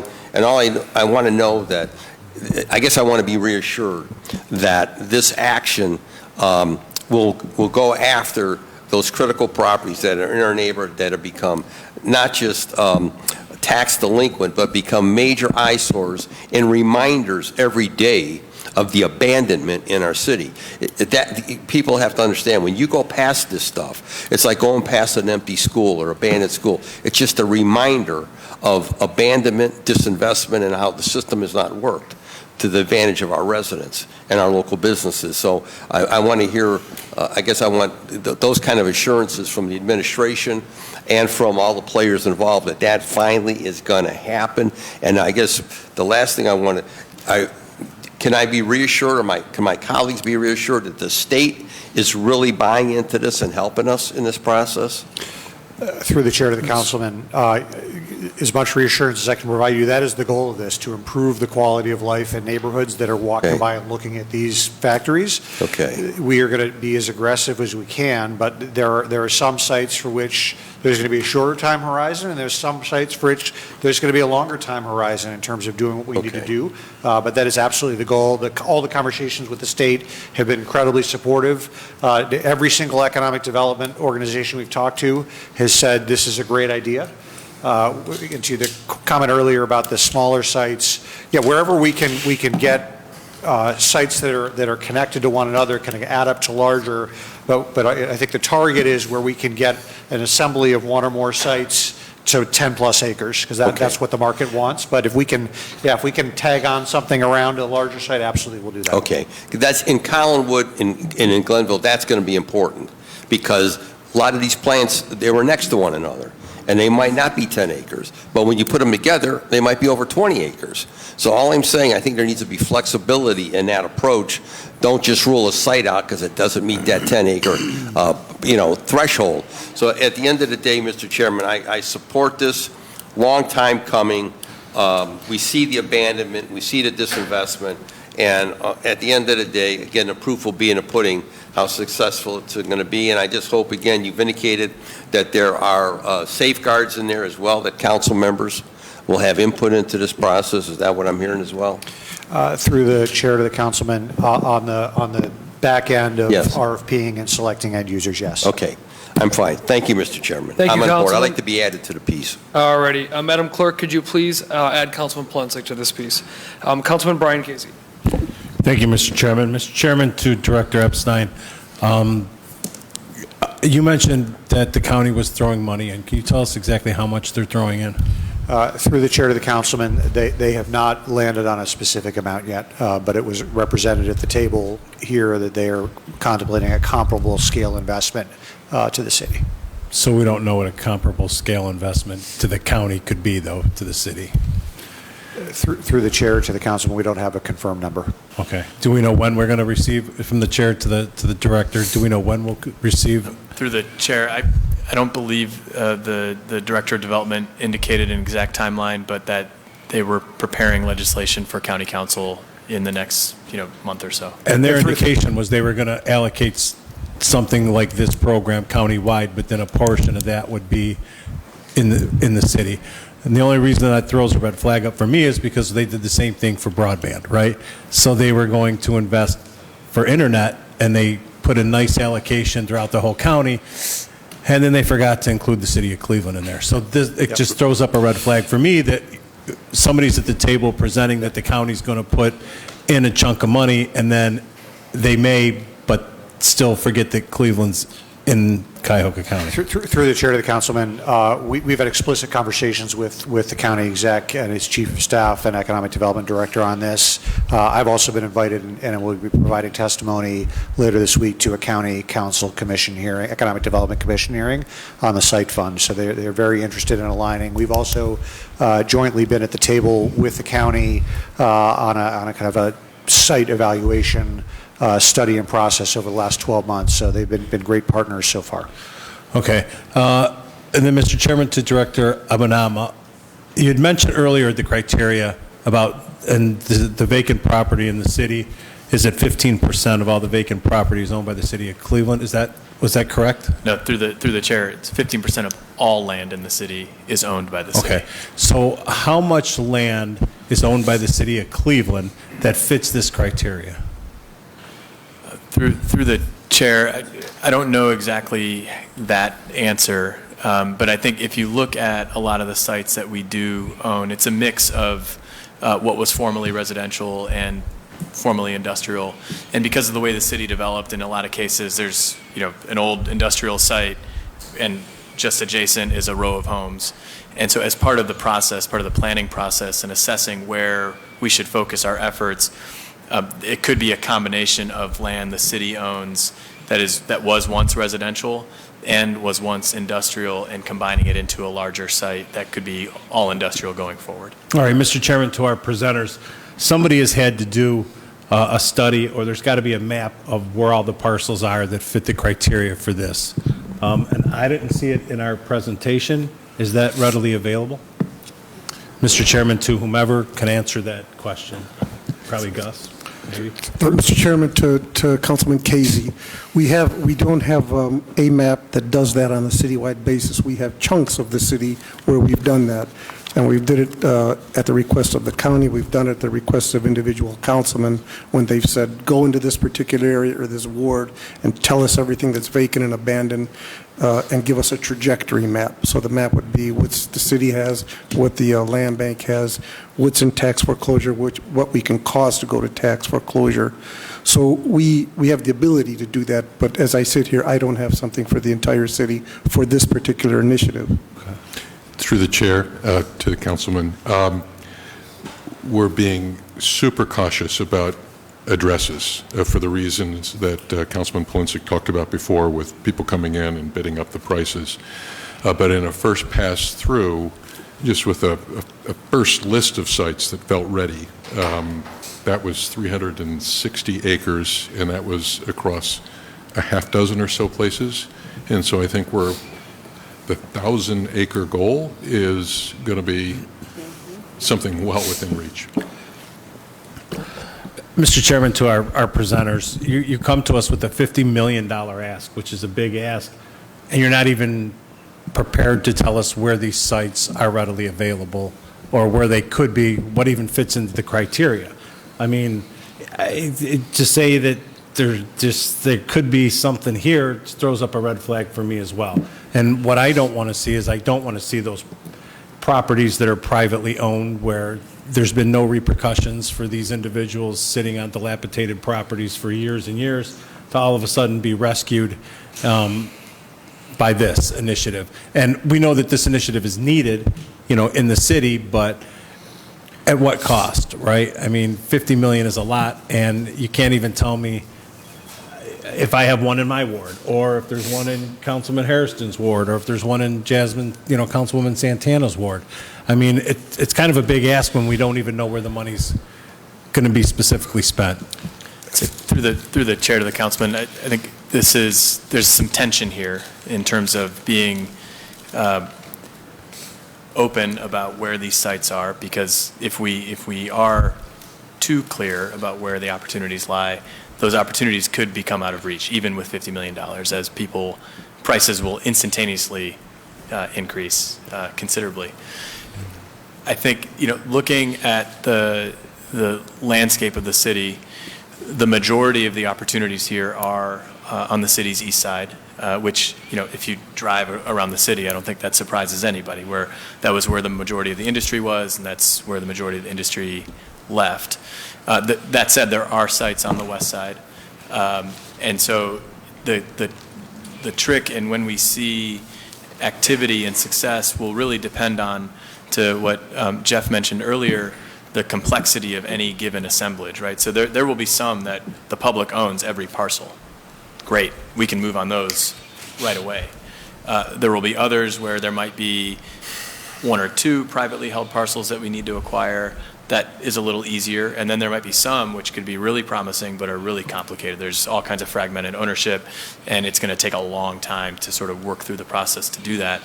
And there is an element here of not wanting to be too open about where those opportunities are, where we're looking, because those really complicated ones could become impossible. And it could be that the complicated ones are the ones that might have the most bang for the buck. And Mr. Chairman, to the director, I can appreciate that, and I'm not looking for east side, west side equity here. I represent 25% of the city's industry and 7 industrial parkways, and they're all full. That's right. I mean, but I know that there's a need elsewhere. I wasn't looking for that. I was looking for, are these kind of what Councilman Polensek was saying? Are these going to be, strategic and the environmental, and is some, dilapidated property owned by somebody who's sitting over in Brazil somewhere going to financially make out on this when they haven't shown any investment and they have allowed the properties to get to where they are? Which is really why I think that the county needs to be a bigger partner in this and maybe wait until the foreclosure and they lose the property. I mean, there's been properties, and we know, that have been sitting in the city for 20, 25 years and nobody's touched them, right? And the same owner, and there's no repercussions from the city, there's no repercussions from the county, and then all of a sudden we're going to come in and save the day. And it needs to happen, right? It's just at what expense to not holding somebody responsible. Yeah. Go ahead, John. Through the chair to the councilman, I think to give you some insight in how we look at these sites and try to figure out what makes sense, and how we work with the land bank on pursuing sites that are tax delinquent. The land bank not only is the clearinghouse for tax foreclosures, they're also the city's agent when there are properties that are going through tax foreclosure that we may want to acquire. So if we look at a brownfield that's either in forfeiture or maybe it's next to a big, land bank lot. For example, there's a land bank lot, a big land bank lot next to a parcel that's in forfeiture owing millions of dollars. And not in forfeiture, excuse me, in foreclosure owing millions of dollars, and that's, we've got our eye on that. And I've been working with Doug Sawyer, someone I work with all the time at the land bank, saying, okay, this is something that we've got our eye on, and we're going to make sure we wrap these two together. When we look for sites, the first thing we look for is something that can either be publicly owned, that is publicly owned or can be publicly owned, that's on a trajectory toward public ownership. So that would either be in foreclosure, in tax foreclosure, or tax delinquent. And so if we see something that is, say near a land bank site or adjacent to some other land bank sites that's heavily tax delinquent, we can identify that to the land bank and say, hey, this is important to us. Can you put this on the list to give to the prosecutor? And that sort of gives us a trajectory to say, this is going to come to us over time, especially if it's a site where the tax delinquency is greater than the value of the parcel. Especially if it has an old building on it and the cost of taking the building down and cleaning up any contamination would far exceed the value of the property. And so what we try to do is stay away from, if we can, I mean, sometimes we can't, but stay away from the properties that are fully, they may be vacant, but they're current on their taxes. Okay. And I can appreciate that. I have one other question, Mr. Chairman, to Director Abenama. This is ARPA dollars? Through the chair, it's dollars that went through revenue recovery. That Right. So I see here it's out of SF 400, which we know is the recovery dollars. But above it, it mentions 10 SF 978. Are we creating a separate sub-fund out of SF 400 for this project? Through the chair, good question. So what we're anticipating as work happens, we have sites that are prepared and that lead to development. We will see some revenue off of that work through ground leases or some arrangement, sale. Initially, there will be a split of that revenue in which a portion of it will go back into the sites fund so that we can do more work. And then the smaller portion will go into a neighborhood infrastructure fund. And then as time transpires, the ratio will flip. More will go into the neighborhood infrastructure fund and less into the sites fund, so that at the end, we will have built up a pool of funds that we'll be able to use, at some point in the future to help augment our ability to provide capital improvements throughout the city and the neighborhoods. So the SF 978 currently has zero in it, right? And then as you develop, you'll be putting pots of money into SF 978, correct? Through the chair, that's correct. Okay. And then just one thing, can you tell us what's left in 400? If we're moving 50 million out of this, or if you don't know off the top of your head, can you get it to us before council tonight? Yeah, through the chair, I believe something is being sent to the council staff today by Ms. Tilley. If you look at everything that has had an ordinance introduced, I believe, so this is not what has been spent, it's just what's been spoken for, more or less. I believe there's about $500,000. Left? Yeah. Okay. All right, thank you very much, Mr. Chairman. Thank you, Councilman Casey. Councilman Harsh.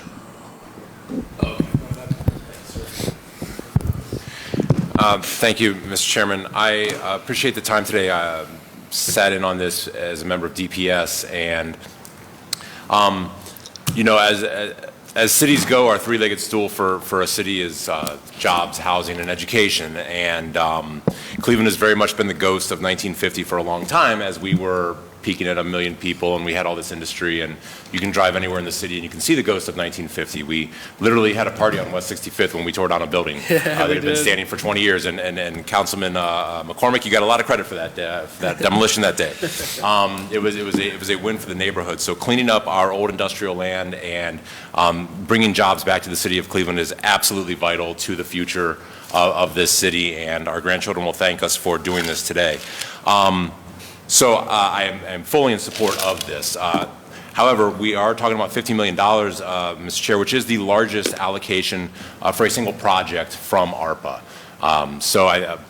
We've done a bunch of housing investment, but they've all been different types of projects. So one of the issues that we spend a lot of time on DPS is in terms of oversight and making sure that this money is used for remediation and not for administration.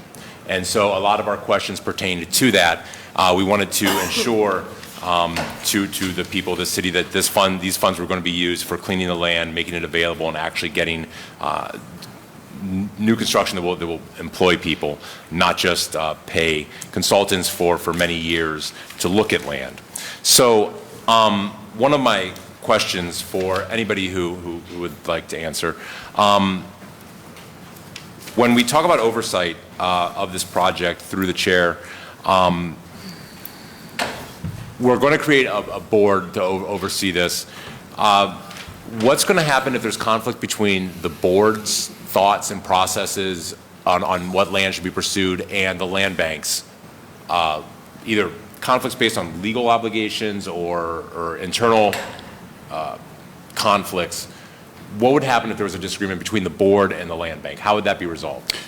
Through the chair to the councilman, there will be a contract between the city and the land bank that will, consistent with this ordinance, direct the land bank to take direction from the board. And were there to be a conflict between that, so long as it was within the board was acting within the purpose of the ordinance and consistent with the contract, the only way to override that would be, we were talking about this earlier today, would be through legislation from the council to kind of override the board.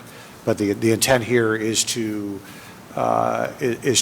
create a board that can that can do its job. Yeah, I'm curious through the chair if we can sort of like game plan what that would look like the worst case scenario. Like, let's talk about it now. Hopefully, we never run into it. But through the chair, I would say a worst case scenario would be the board approves a project that is designed to result in housing. It's not what this in housing. That's not what this is for. And so we would need a mechanism to step in and be able to stop that from happening, because this fund is for jobs, not for apartments or condos. And through the councilman, through the chair to the councilman, presumably that would be restricted within the contract between the city and the land bank. We would cabin that in. So that couldn't happen. I'm trying to think of other worst case scenario. Let's say the board voted to spend a huge proportion of the fund on one site. And the board was agreeing with that. The land bank said, hey, that's a lot. And we came back as council administration and said, we agree with that.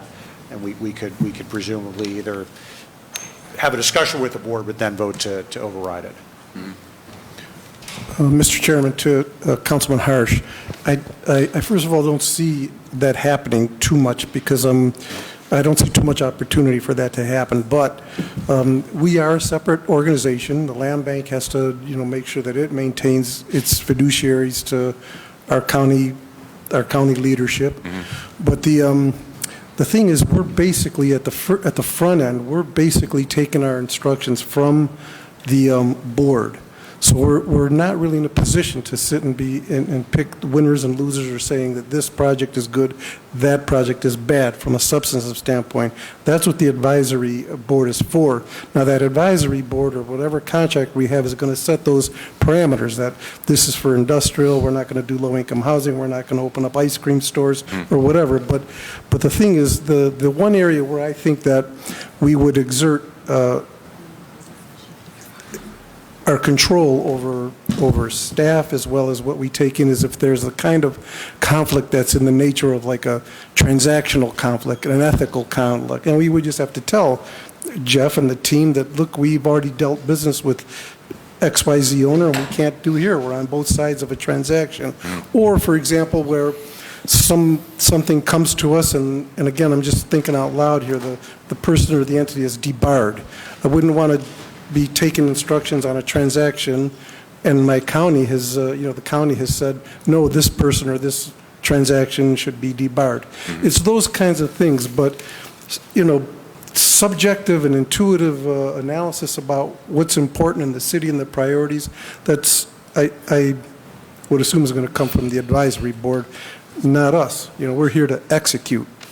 And through the chair to the councilman, the other piece here is they're here to execute, but we also are they going to have a non-voting seat on the board and be advising us, right. And we're hiring them to tap their expertise here as well. So we have every intent of using that. And through the chair, I think we do have some good amendments to address the ethics situation, because 50 million is a lot, and we need to make sure that it's spent appropriately. I also would say, Mr. Chair, we are the DPS committee had a lot of concerns too about proceeds from the sale or lease of land and its reuse, and we felt in DPS that the deference should be to more site acquisition and more site cleaning, because we know that 50 million will not address all the problems in the city of Cleveland, that we'll have a need for more of this type of activity than just what 50 million can provide. So I know we have some amendments to try to put more of the money into site remediation and brownfield cleaning. The other thing I would ask then, through the chair to, I suppose, the CCLRC folks, it was discussed that you would need to bring on staff people for this project specifically, that some of your existing staff can do a big chunk of it, but you will need people dedicated to this. So my just question is, what is your hiring process? How do you do job posting for something like this? Do you have somebody in mind already, or how do you go through the process of finding, the person that you, for a position like this? Through the chair to the councilman, I can speak to the land bank's traditional hiring process, and then I'll turn it over to my colleagues at the city for any other answer. But so at the land bank, so we post publicly on Indeed, we post on our website. We typically, anytime we have a job description, we'll reach out to a Cleveland Neighborhood Progress. They have a job board, so all of our job postings are public. We typically have a 3-tier interview process. We have a first interview, a second interview, and then a final interview with our president. And then all of our, the way our salaries and packages are designed, our benefits package are standard, and then our salaries are just commensurate with the position and experience, depending, what position we're hiring for. So certainly, there's levels to the way our packages are designed, but our benefits package are all standard across the organization. Okay. Do you have anything you want to add? Okay. Mr. Chairman, what's my time? Sir, you have 6 minutes and 28 seconds left. I won't need that. I think the ethics caps approval. Yeah, absolutely. I yield. Mr. Chairman, to Councilman Harsh, everything that Ricardo said is accurate, and we have always done it that way. Because this is the city's $50 million, because it's a city initiative, because we're taking a lot of direction from the city, we would be deferential to what the advisory committee also says. Now, unless somebody's Mickey Mouse and he has no business being in doing this work, we'd certainly ultimately scrutinize that exactly as Ricardo said. But I don't know, we're deferential to the city. We're partners. We're going to listen, if the city has people that they want us to evaluate. Yeah, through the council, the chair, I think the expectation is that the board would work in consultation with the land bank on hiring for additional staff here. Okay. And my last question is about the board, through the chair to, I believe, Chief Epstein. So the board makeup, I believe we're going to, I think we have an agreement on amendment, 3 from council, 3 from the mayor, and 3 jointly agreed upon. Will the board require 9 members before it can begin, or could it begin at 7? Through the chair to the councilman, it could begin at less than 9. I think the discussion has been around preserving some of those open seats potentially for additional investor members. Okay, so there is no minimum, just a makeup requirement. That's what we're agreeing to, I believe. Through the chair to the councilman, correct. Okay. Okay.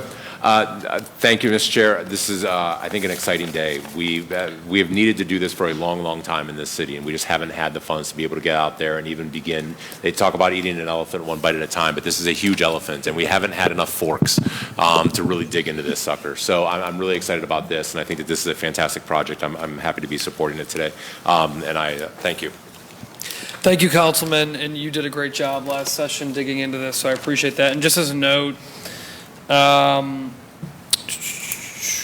language is shall in the appointment process, which I think is important,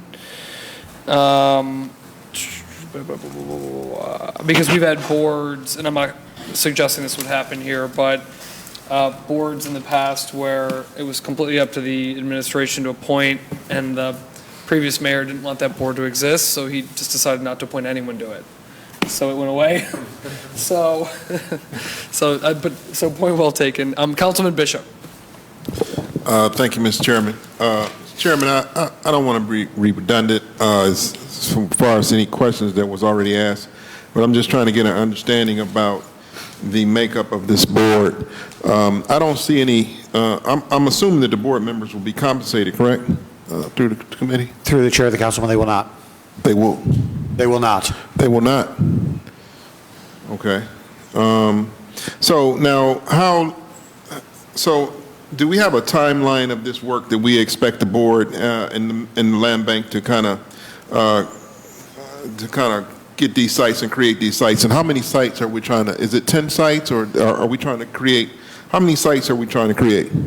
Through the chair to the councilman, I don't think we have a particular number of sites. I think there's an overall goal of 1,000 acres. It might be made up of sites of different size. And from a time perspective, this is a long-term effort. We would expect, as we talk about returns from the fund, to start coming back in so that it can regenerate. I think we're thinking on a 10-year time horizon here, at least in terms of the work. Some sites may be ready sooner, that are more publicly owned, as Director Abanama, Chief Abanama said. Others may be longer time frame. Okay, and now so I guess this is a big ask for a board member not to be compensated. Now, do we have a method, if we approve a board member, do we have a method of, say, like if we wanted to remove a board member, do we have we thought that out? Have we thought that through yet? That's a good question. Through the chair to the councilman, we have not. Presumably, that could be based upon agreement between the council and the administration in terms of removal on that. I don't know if you want to Say through the chair, I think that's something we could include in the contract with the land bank, just one of the terms, because this board will exist. It's created by this ordinance, the authorization to create the board, but the actual implementation of that authority will be in the contract with the land bank. And so that is the place where we could include any kind of removal provisions, say if they breach one of their obligations to the work. I think that would be the place to do it, right?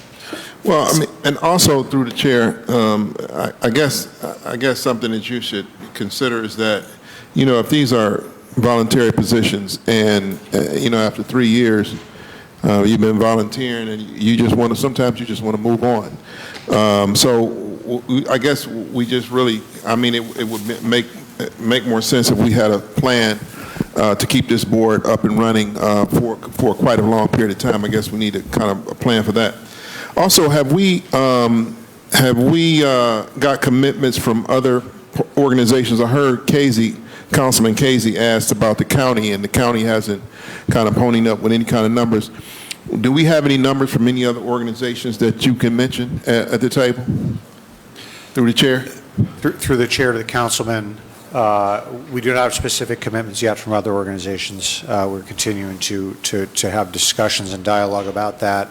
And as to the board length, I would anticipate we would also have term limits or terms, again, as part of that contractual agreement between the land bank and the city.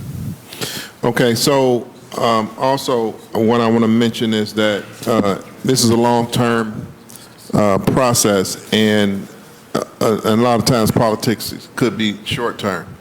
And so we just kind of need to think through if we change members of the landscape here at City Hall and in the County Land Bank, we also have to kind of figure out how we're going to move this board and keep it going in perpetuity to the work is complete.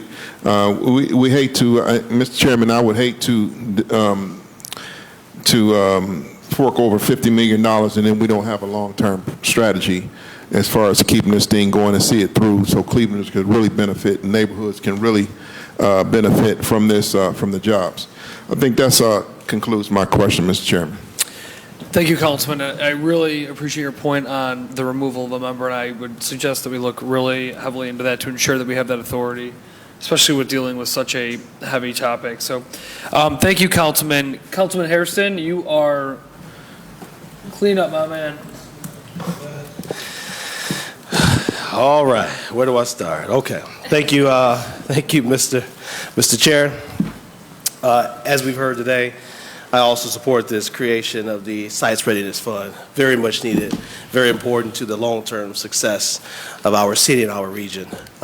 Having good partners such as the Land Bank, Cuyahoga County, Jobs Ohio, the the state and all of those who've been mentioned here are all necessary in order for us to achieve the levels of success that we all want to achieve, that we know we can achieve. As we've heard many times over, that we get emails, council members, administration, emails, calls, hey, I'm looking for this amount of acres, I want to bring this job to the city, what do you have? Can I move in tomorrow? And we all say, absolutely not, right? We just don't have anything ready or assembled for you to come right in. It'll take us a little bit of time. We got to work out the money. We got to work out the remediation. We got to do some testing. So this really would be a game changer for us and set us ahead of many other folks around our state and region who also have similar vacancies that exist as well. All right. I do agree that we should look at other sites that is necessarily not 10 acres currently, but whether it is a makeup of cluster of sites, right, in close proximity to each other, that we can get to 10 acres. So maybe that's something, Jeff, we should change on the slide, because we will add this to the ordinance as a file attachment. I agree with Councilman Bishop's question about, well, how do we deal with board member removal? And or if a vacancy occurs, whether it's voluntarily or whatever the situation is.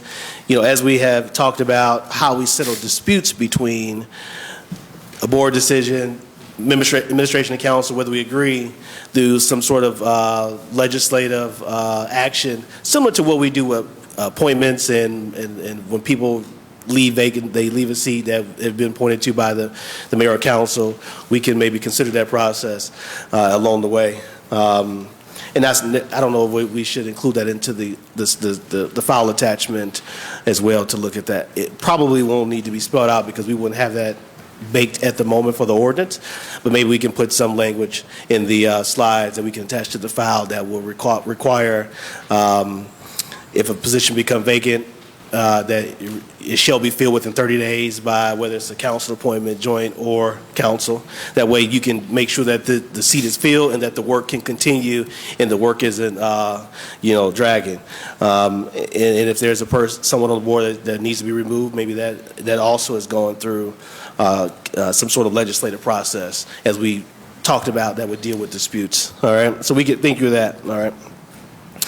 You know, as Councilman Harsh asked a question about the land bank's ability to refuse, and through the chair to the table here and to the land bank. You know, we really need to ensure that we are not, as we've heard, supporting bad actors, right? People who have been problematic, folks who just have not been good stewards of their property and neighbors in these communities.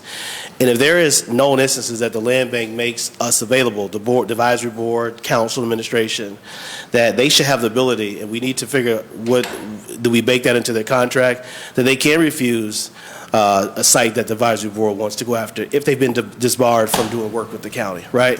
If they have been on a EPA listing for bad behavior, right?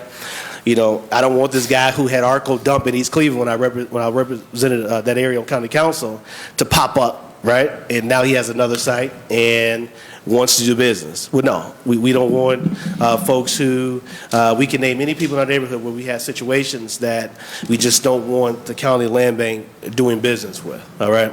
So think through that, and I would suggest that we bake that into their contract, that they have that ability, that we do not work with bad actors, we do not work with folks who've been disbarred, and include some of the other things that Mr. Frangos has outlined here today.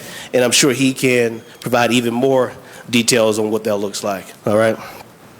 Also, Councilman Hart asked about the positions, and I know Ricardo mentioned from the land bank's perspective that these positions will be posted and publicly posted for folks to apply for and apply through the chair.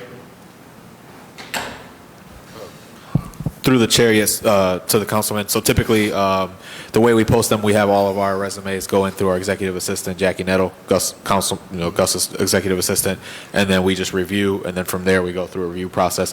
I think to Gus's point, we would want to take direction from the advisory board on how that process looks, because that's how we would do it for our own staff. But that's typically how it's done. It just resumes come in, we filter them out, we identify whether they have the right skill sets for the job or not, and then we start an interview process. Sure, I appreciate that through the chair. No, I agree there should be some collaboration between the advisory board and the land bank, because ultimately these staffers will be W-2 employees of the land bank, right?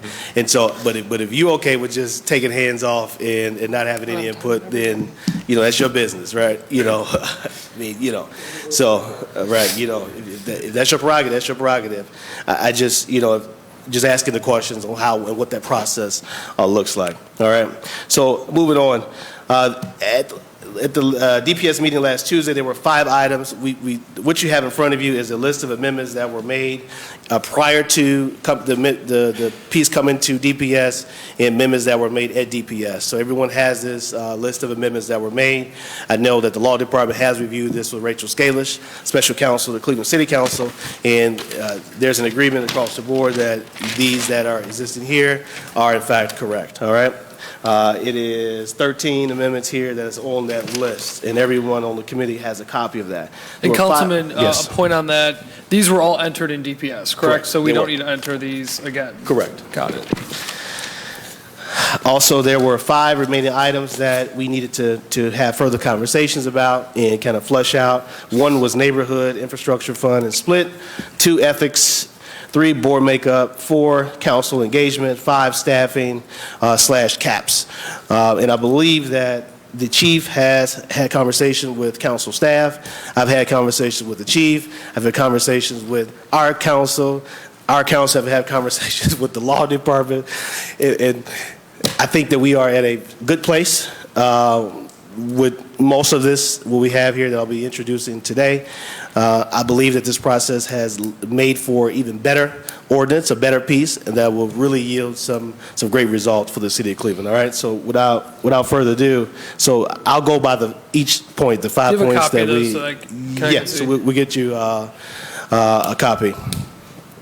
So on the ordinance, looking directly at neighborhood infrastructure split, which references the 3rd fund that was asked about today, where we have proceeds that come in from the work that we're doing with the initial $50 million, what the split would be. So the amendment for that, we will look at a percentage that not exceeds 50% of the returns into the sub-fund for the first 10 years. So what that does is the board, when they make the decision on the split, how much goes back into the sites fund and what goes into the fund for neighborhood development, it shall not exceed 50%. Because at committee, the comment and the thought was that we wanted more money to go into the actual fund because, $50 million is not enough, right? We want to continue the revenue streams for this fund as it continues on, all right? So Councilman, if I can. No. I'm not, Alfred, I'm just going through what the amendments Yeah, look so like. if I can understand that one, so that amendment would say that no more than 50% of the I don't want to say profit returns can be. I'm going to make the official amendments after. I'm just going to give you an overview. No, I know, of what but I'm these trying to 5 even are. understand the overview. So no more than 50% of the returns shall be invested in the neighborhood fund? Correct. Okay. Right. So ensuring that at least 50% or more of the proceeds are invested back into the Correct. sites fund? Okay. Yes. All right. And that'll be in section 5. But I'll make the formal amendments after we do an overview. Okay. All right. In case there's some discussion before we go into the motion in a second. 2 is the ethics. If you look also in section 10 of the original piece, the language that was discussed with the administration includes all contracts entered pursuant to this ordinance shall contain 1, a non-compete clause restricting the ability while employed by a consult or the city and for 12 months after such employment has terminated to engage directly or indirectly with any entity purchasing sites under this ordinance for employees' own benefit or employment with such entity. And 2, a clause limiting the financial interest that an employee of the city or consultant may have in contracts entered into pursuant to this ordinance. Both clauses shall be applicable to all employees and consultants of the contractors in the city. So that is we've discussed heavily on some sort of ethics clause or language that will extend across the board, not only for members of council, administration, but all of those who have been participants in helping to, paid or unpaid, to develop this ordinance. All right. And then the actual agreements that will be signed, the administration law department will bake those out even further. This is a baseline of language that helps direct the administration. Okay. 3 is the board makeup, which I know has been a hot topic this morning as well. And as we've heard from the chief, that the board shall be comprised of 3 appointments by the mayor, 3 appointments by council president, and 3 appointments made by the mayor and council president jointly. We also have the 3 non-voting members as well. And within that, as long as such decisions are consistent with the terms of this ordinance and the contract or contracts contemplated by this section, if such decisions are determined by the mayor or council to be inconsistent with the terms of the ordinance or said contract or contracts, further legislative authorization will be necessary to resolve. So that speaks to the point that we had earlier about if a issue arises, how do we address that situation? So once I go into the formal amendment, it will all make sense once we get there. All right. And next is the staffing engagement. Council, I'm sorry, not staff, but council engagement. So under section 3 in the current ordinance, that will add a section 3A, that the member of council whose ward a site marketed for redevelopment is located shall be involved in the decision-making process to determine disposition and end use of site and have final approval over such decision. As we discussed earlier, Chief mentioned that council will be part of the RFP process to help develop what that looks like, and the council person will be engaged every step of the way to ensure that it is a good fit and they are engaged in what is being proposed for their neighborhood. All right. And then lastly, the caps. Number 5 will be added to section 1 that will read, shall not exceed 2% of the total amount certified to this ordinance. Any amount exceeding those percentages shall require additional legislative approval. So as discussed here today, the 2% cap that was discussed, and also at the at DPNS meeting, that in section 1 will deal with the cap 2%. It's inside of the ordinance. Okay, All thank right? you, Councilman. So just as one clarification on my end, the council engagement piece is after acquisition and site is acquired? Correct. Okay. I just want to make sure that we're not... And the reason for that is because we just don't want any tip-offs, anything that can derail a potential outcome here. So we want to keep everything above board and make sure that everyone has equal footing. Do you have comments on those? I'm going to reserve them for comment as the amendments come through. So And then did you want to make those amendments? Yeah, we will. And then proposals? we just have a few, just as what was discussed with the chief, section 7, any contracts to be certified from the fund established hereon shall require legislative approval, which we discussed at committee meeting on Tuesday as well. There is also, in section 8, it is deleting and other appropriate city officials are, and then adding is, which, and adding the word and before executive, I'll go through and make the formal, and adding the project at the end of section 8. So basically it'll read that the Director of Economic Development is authorized to enter into any agreements and execute any other documents or certificates necessary to implement the project. It keeps that language flexibility that the administration has asked for to remain, and I believe that was discussed with law department and discussed with chief as well with Rachel, with council special counsel. Correct. Through the chair to the councilman, I didn't get a chance to talk to this specific one, and I want to make sure we retain, if there's other directors that might need to execute agreements in this, you could see where it might be commissioner of real estate, potentially port control, if somehow that was involved with land. So Okay. our preference would be to keep that other appropriate city officials. Yeah, through the chair, I think there could be certain real estate that's owned by the city is held officially by certain directors. Okay. And it might need to be transferred accordingly. Done. All right, well, so we won't strike and other city officials, all right? We'll make sure you have that in there for your ability. And lastly, in the last part of section 12, there's no need to have and section 7 respectively. And the last sentence, that the cost of agreements authorized by section 7 of this ordinance shall be paid from fund number 10 as 978. That would, based on the other amendments, won't be necessary for the ordinance. All right? Gives you all the authority you need, all the approval, all the support, all of the coverage for everyone to be supportive and to know that this is going to go well. So, Mr. Chair, if I could, I'll go into making the formal amendments. All right? So I'll move to add, make a motion, move to add in section 1 of 487-2023, after line 3, after Board of Control, add and shall not exceed 2% of the total amount certified to this ordinance, period. Any amount exceeding that percentage shall require additional legislative approval, all right, as we discussed. Moving on, in section 2, number 1, strike line 3, that the mayor and the president of Cleveland City Council shall have an equal number of appointments to the board, which may include one or more joint appointees. That entire line is striked.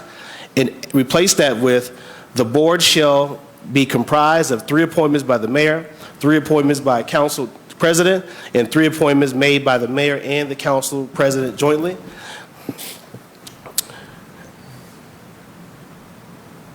The insert the word voting after number 9.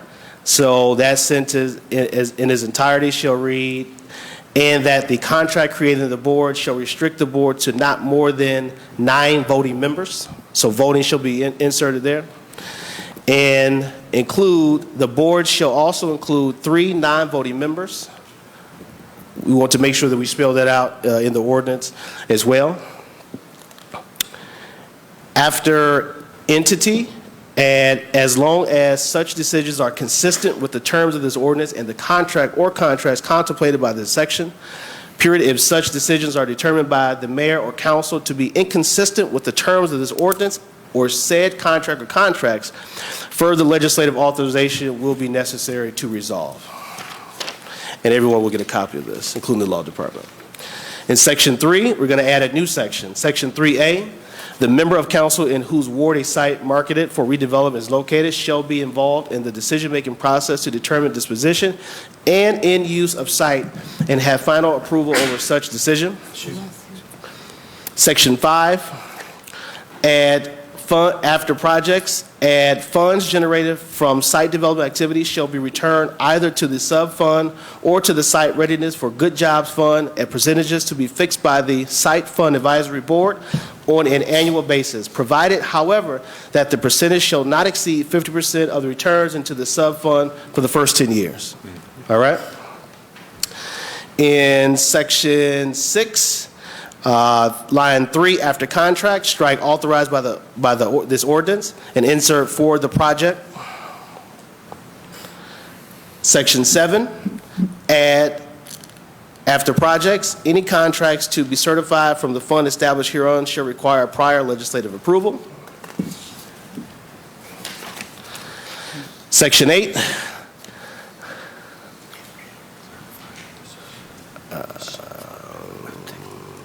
after the word agreements, comma, add the word and after implement, last line, strike this ordinance and replace it with the project. Section 10, after Director of Finance, the last line, add all contracts entered into pursuant to this ordinance shall contain 1, a non-compete clause restricting the ability while employed by consultant or the city and for 12 months after such employment has terminated, to engage directly or indirectly with any of entity purchasing sites under this ordinance for employees' own benefit or employment with such entity. And 2, a clause limiting the financial interest that an employee of the city or consultant may have in contracts entered into pursuant to this ordinance. Both clauses shall be applicable to all employees and consultants of the contractors in the city. And lastly, Section 12, after Section 6, strike and 7 respectively. In the last line of Section 12, strike that the cost of the agreements authorized by Section 7 of this ordinance shall be paid from Fund Number 10 SF 978. And Mr. Chairman, that is all that we just ran through as an overview and discussed for the amendments. Do I have a second? Are you sure that's all of them? That is all. That is all. I've got a motion on the table. Do I have a second? Second. Okay, I'm giving it to Councilman Spencer because I couldn't make out who it was over here. So Councilman Spencer wins it. I'm going to open it up to discussion, and I'm going to allow the Mayor's administration to respond first. Through the chair, just one clarification and one question on the change in section. Where is it? On the caps on section 1. Just want to clarify that it's the 2% annually. I'm sorry. Yes, that should be 2% annually, not to see 2% annually. Okay, to our Assistant Law Director, do you have that? I did. Thank you. And then hang on, what was the other one? On section 7, wanted to clarify that rather than certified from the fund, that it's the sub-fund, because this clause refers to that new sub-fund that we were discussing in section 6. Okay. So, Mr. Chair, we'd like to add sub-fund that is created, which is the third fund of this work. Confirming with our Assistant Law Director that he's got that. I have it. Thank you. Any additional comments from the Mayor's administration? Thank you. Opening up the floor to members on the amendments that were made or moved. Excuse me. Well, Chairman. Oh, our legal counsel. Do you? I forget something. Okay. Well, that's usually not a good sign when the lawyer runs in the room saying wait. Okay. I forgot one Right. that I'd like to add, Mr. Chair, add to my motion in section 8 after certificate, strike and take any other action. I forgot that one. I'm sorry. I had a lot to do today.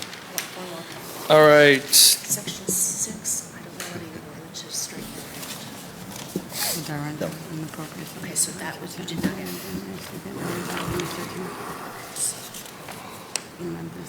Oh, you did straight. Yeah. You do want straight. No, we're good. I hope everyone else packed their dinner tonight. No, I think we're out. Did not. You did not. Don't you want? There's a vending machine with really good food downstairs. You were optimistic. Did you see the agenda? Yeah. Have you been here before? Glass half full guy. Okay. You probably have some like Cheerios in the backseat of your car you can go scrunch for. Got some granola bars. Some granola bars, yeah. Some That's all, Mr. Chair. Drinking Thank you. juice packs. Benny was Sorry. That's it. Okay, Councilman, how we doing down there? Yeah, we're good. We made a section 8 change. All righty. Any further discussions on the amendments moved to the table? No. Hearing none, Clerk, you're not Madam Clerk anymore. Clerk, please call the roll on the amendments. Do you have the finance, Ross? Yes. Yes. Yes. Yes. Thank you, Mr. Clerk. The amendments are adopted. Councilman Hairston, thank you so much for all of your hard work on this, sir. Any final comments? Thank you, Mr. Chair. You know, this is a long time coming, as we've heard. We expect this fund to do many great things for many different neighborhoods across the city of Cleveland. We look forward to working with the administration to implement this fund. And, you know, I know that we all have a lot to do, but I think this was one of those pieces that deserved our time and attention, and we took our time on it last week. We took 3 hours, almost 4 hours, deliberating this piece in today's efforts. I think that we have a better ordinance because of that, and I know that many folks will feel the impacts of this work that'll come out of this fund. So thank you. Agreed. Thank you, Councilman. Alrighty, 47-2023 as amended stands approved. Please sign it. All right, we are going to be holding ordinance 612-2023, which is the additional appropriations of $121 million. Chief, you've got there's some cleanup in the ordinance. Do you want to speak very briefly to why we're holding it? Yep, through the chair to the council. Holding it, I was looking at my notes, and some of the numbers seemed off a bit, and I want to make sure we get this right. It's a large amount of money, and it's a big, important ordinance. So, thank you, sir. Ordinance 612-2023 will be held. Next up, we got ordinance 552-2023 by Councilmember Griffin, authorizing the Director of Finance to employ one or more professional consultants to design and implement projects to support the transformation of city recreation centers into trauma-informed neighborhood resource and recreation centers, to develop and provide programs and activities for youth and their families, to serve as tools to prevent violence, develop skills and knowledge to overcome challenges associated with trauma and toxic stress, and to create opportunities for youth and their families to live quality lives for a period of up to 18 months. Hopefully live quality lives for more than 18 months, but with one option to renew for a period of up to 18 months, exercisable by the Director of Finance. Chief, good afternoon. Please introduce yourself and not guest, but panel.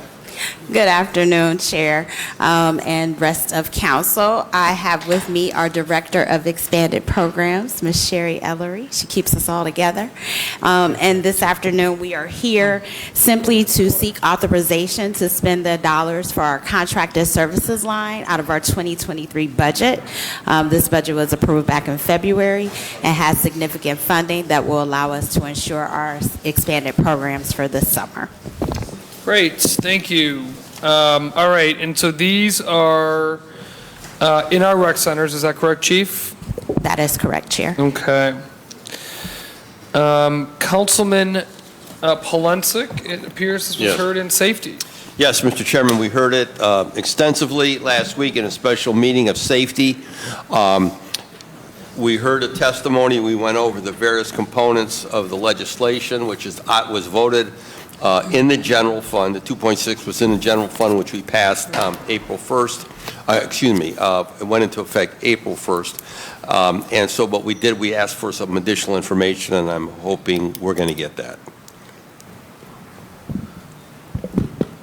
Through the chair to Councilman Polensek, yes, that was submitted to the office on Friday. Good, okay. So anyone who would like to see the various programs that are in the rec centers, what rec centers they're being implemented at, the dollar amount associated with that, and any statistics or information they have as pertains to the success or application of the programs in a rec center.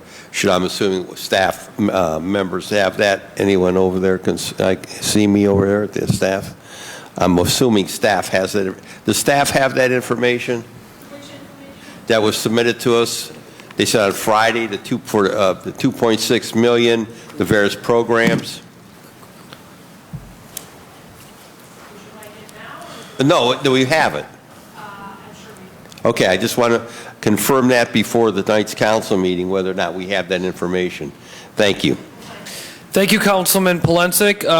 Additional questions on 552-2023? Just one Councilwoman. request. Thank you, Mr. Yep. Chair. Just very quick, in addition to what Councilman Polensek requested, do you have an ad that you could send council so we could put on in our newsletter? Yes. Everyone is like drafting it Yes. this summer, and that would be very helpful. Nothing that is long, but something brief and straight to the point with programming. Yes, through the chair to Councilwoman. We did send out the flyer for summer and a list of all the programs in an Excel spreadsheet so that you can just copy and paste the programs that are specific to your rec center into your newsletter. Got it. And through the chair, who's the contact for that in the email? Like, who should I search from? Mazzolini. Oh, she's the one. Okay. Yes, Got yes. it. Thank you. Thank you. Who else was? Councilman Kate. To the go ahead, chair Chief. through council, I just wanted to also remind you all, the mayor kicked off a canvas I can't keep my weeks together, the week before last with current Superintendent Eric Gordon. We have 3 additional canvases where we're going to communities across the city promoting our programs through the recreation centers and the summer learning experience. Thank you, Chief. Councilman Casey. Thank you, Mr. Chairman. Mr. Chairman, to the director. First of all, in your presentation here, under number of programs by season, Halloran is misspelled. There's no D in Halloran, and it's in Ward 11, not 17. Just to correct that. And then where is the $2.6 million going to? Who's it going to? Through the chair to Councilman Casey, we did make those corrections to that chart, and that's in the new documents that were sent to the office. And part of Councilman Polinsik's request was a list of all of the vendors that would be receiving monies from the 2.7 million, and that has been submitted as well to Mr. Chairman, I don't have that in front of me, so I'm just going to ask, Mr. Chairman, to the director, are any of those contracts more than $50,000? through the chair to the councilman, yes, there are a couple that are. And will those have to come back, Mr. Chairman, to the director, will those have to come back before the council for allocation? Through the chair to the councilman, my understanding is if this legislation is approved, then all of these contracts can be processed. Mr. Chairman, are you all right with that? Yeah, I think that's pretty standard for these larger pieces. We are authorizing the administration to enter into those contracts through this ordinance. All right, and just to check with our staff, do we have that? We have that information? Yes. Yes, it's not very detailed. Can you please send it out, please, to us, or do you have a copy of who the vendors are? Yep, got it right here. Only because when it's a blanket piece of legislation like this, Mr. Chairman, I want to make sure that none of us have any affiliation with any organization that may be out there where we're passing a blanket piece of information, and then later on we get caught up in something where we passed a piece of legislation that we're affiliated with outside of council. Which is... I mean, for all the non-lawyers, including myself here, I think that would require, I'd want a legal opinion on that. And that's why I asked who the vendors are. So we're going to be voting on a piece of legislation to authorize the administration to then go out and engage. I mean, so we would not be a part of the work to engage in a contract. Mr. Chairman, to the director, do you already know who the vendors are? Through the chair to Councilman Casey, yes, you have a list. We did provide that on Friday. It's a list by name and the amount. All right. But you have not gone into you're not allowed to go into contract with any of these people without this. Correct. Right. And then if one of those are more than 50,000, they're saying they don't have to come back. Do you know what I'm saying? Yeah, because we're authorizing them to go into contract. Exactly. Yeah. So that's why I would feel comfortable getting the list. Or I haven't seen it yet. Well, I have a point of question. Go ahead. Well, Mr. Chairman, I had a point. According to Ms. Columbia, what we received was not detailed, and we had asked for detailed explanation as to who received the funding, the dollar amount, where the program was, and what the program is doing. Yeah. So functionally, what I want to avoid though is, these are summer programs for this summer. To the chair, yes. Thank you. And to the chair and council members, you have received the detailed list of all of the names with the total amounts. plus descriptions of what they do. All of that was sent on Friday to your associate, Ms. Ubu Kun, excuse me. Ibu Kun, and she did send it to all of you. She did send all members. Yeah, on So Chief, I Friday want to be clear though. At 2:30. Our legislation is authorizing you to go out and potentially engage with these vendors on these programs. Correct. When you give us authorization to spend, we then have an additional set of processes on the administrative So to our side. Assistant Law Director, does this legislation authorize an expenditure to any of these specific, not authorize, this does not put us into contractual obligation with any specific vendor, does it? No, no. Okay.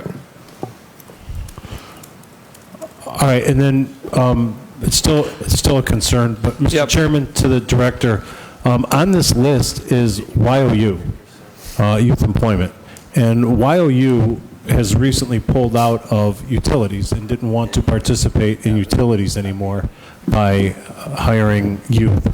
So can you explain the relationship that you have with YOU as to why they would, if you know, why they would pull out of their summer program with the water department, but now we're giving them more money, or giving them money to participate in whatever they're going to be doing for this? Through the chair to Councilman Casey, YOU has consistently had multiple contracts with the city of Cleveland. This contract is a specific contract with PIO that they've had for several years. And it is for the lion's share of youth employed over the summer with city of Cleveland funds, over 200 youth. And I'm not, okay, but it could be more than that.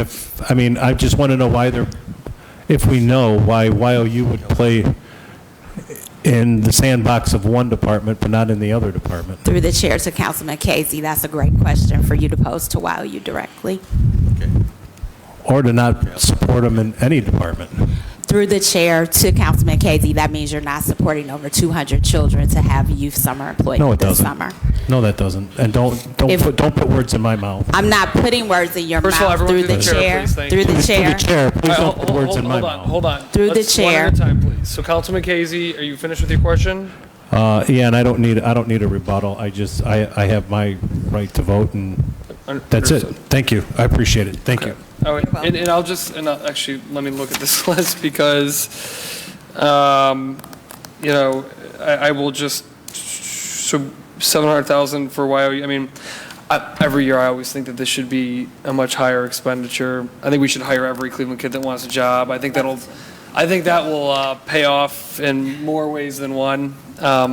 Chief, I think we should hire every single young person in Cleveland that wants a job. I think that would be worth our financial and moral investment tenfold. But anyways, I will leave that there. Councilman Casey, additional questions or comments? I'm good, thank you. Okay. Any additional questions or comments on 552? I have a Yep, question. Councilwoman Santana. Thank you, Mr. Chair. And now that I'm looking at this list, copies of this? Chief, curious to know, are you able to break this list down on like what's art, what's music, so I could see how diversified these services are? And in the areas maybe? That would be helpful visually for me to see. Through the chair to Councilwoman Santana, we did provide a more extensive list of programming to Councilman Polinsik, and it does contain that information that you're looking for. Got it, okay. And then through the chair, okay, Chief. Oh, okay, I see. And then through the chief, who's the one that selects these vendors? Through the chair to Councilwoman Santana, we have a group that is pulled together that reviews all of the proposals that are submitted. This group includes staff from PIO and the recreation centers. Got it, okay, thank you. I will yield. Thank you. Any additional questions on 552? Hearing none, 552 is approved, please sign. Ordinance number 550-2023 by Councilmember Conwell and Griffin by departmental request. Authorizing the Director of Public Health to apply for and accept a grant from the United States Department of Homeland Security for BioWatch program. and authorizing the director to enter into various written standard purchase and requirement contracts for courier services needed to transport BioWatch samples to the Ohio Department of Health for testing. Director, good evening. Afternoon still, man. 20 more minutes. Floor is yours. Thank you. Does anyone want this? Here with me today is our Chief of Air Monitoring, Brian Sokolowski, who will talk about our BioWatch program. Mr. Sokolowski, welcome. Thank you so much to the chair and the council. The legislation for the BioWatch program is for to accept a grant that we have received since 2002, and it's a direct grantee, and it's for us to perform 365 days a year sample pickup.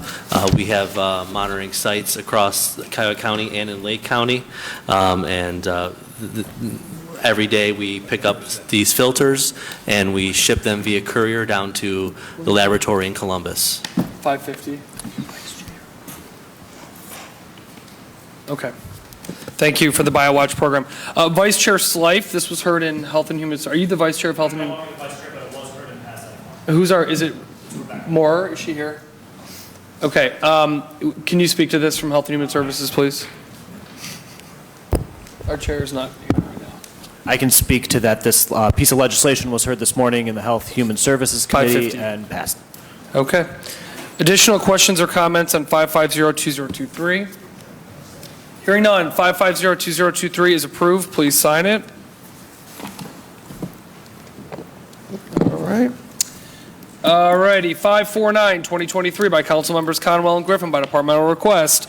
Emergency ordinance authorizing the Director of Public Health to accept a grant from the Ohio Environmental Protection Agency for financial assistance for the operation of the Division of Air Quality, authorizing the Director to enter into one or more contracts for various services, equipment, and supplies, and contracts with various agencies or entities necessary to operate the Division of Air Quality, determining the method of constructing, rehabilitating, renovating, replacing, and otherwise improving air monitoring sites and other similar structures on city-owned and city-leased property, and authorizing the director to enter into one or more contracts to construct the improvement and to design it. Director.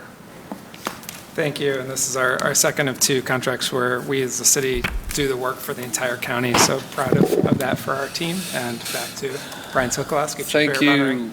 Yes. So this grant allows us to be the delegated local air agency for Ohio EPA for air monitoring, enforcement, and permitting. So we have full delegated authority for the Ohio EPA air program. So we write the permits for facilities to operate. We enforce the state ordinances and permit terms and conditions, and monitor the air for criteria pollutants and additional pollutants as required by US EPA. Thank you. Right. So I've got an estimated. My grant cost is $276,100. Is that our local match, Director? Okay, Yes. and then the total is 2.630 million? Yes. So the 276 represents our local match, okay. Correct. All right, and this covers all of our air monitoring programming from, okay. Permit writing, yep. And then this is Cuyahoga County-wide? Yes. Okay. All of Cuyahoga All County. right. Councilman Slife? Fully vetted and passed by the Health Committee. All right. Additional questions on 549-2023? Hearing none, 549-2023 is approved. Please sign. Thank you. Thank you. All right, up next. What do we got here? Ordinance 519-2023 by Council Members McCormick, Harrison, and Griffin by departmental request. Emergency ordinance authorizing the Director of Economic Development and Port Control as appropriate to enter into a cooperative agreement with County of Cuyahoga and North Coast Development Corporation upon its incorporation to plan and implement transformational projects on Cleveland's waterfront, to enter into one or more agreements with North Coast Development Corporation, and to apply for and accept any gifts, grants, or services from any public or private entity. Chief, good afternoon. Please introduce the guests that many of us know, but for the viewing public. Good afternoon. Back at the table again, Debbie Berry from Greater Cleveland Partnership. Hello. Wonderful. Kick us off. We should have some slides. Mr. Clerk, this is 519. That's up, oh, I see it right there. Is that right, bottom left? Let's say 519. It does.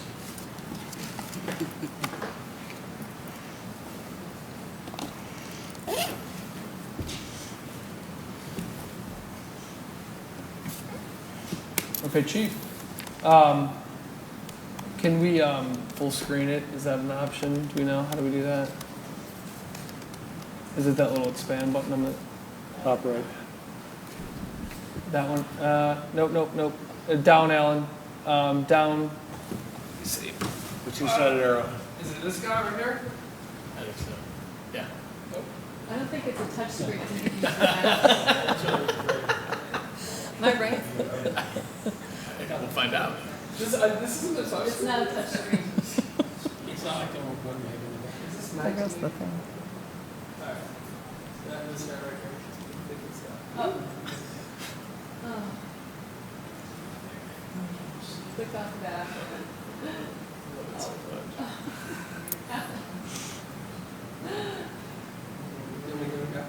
Sorry, I can roll through it this way if we can't figure it out. That's fine. Time's up. The tech time's up. Okay.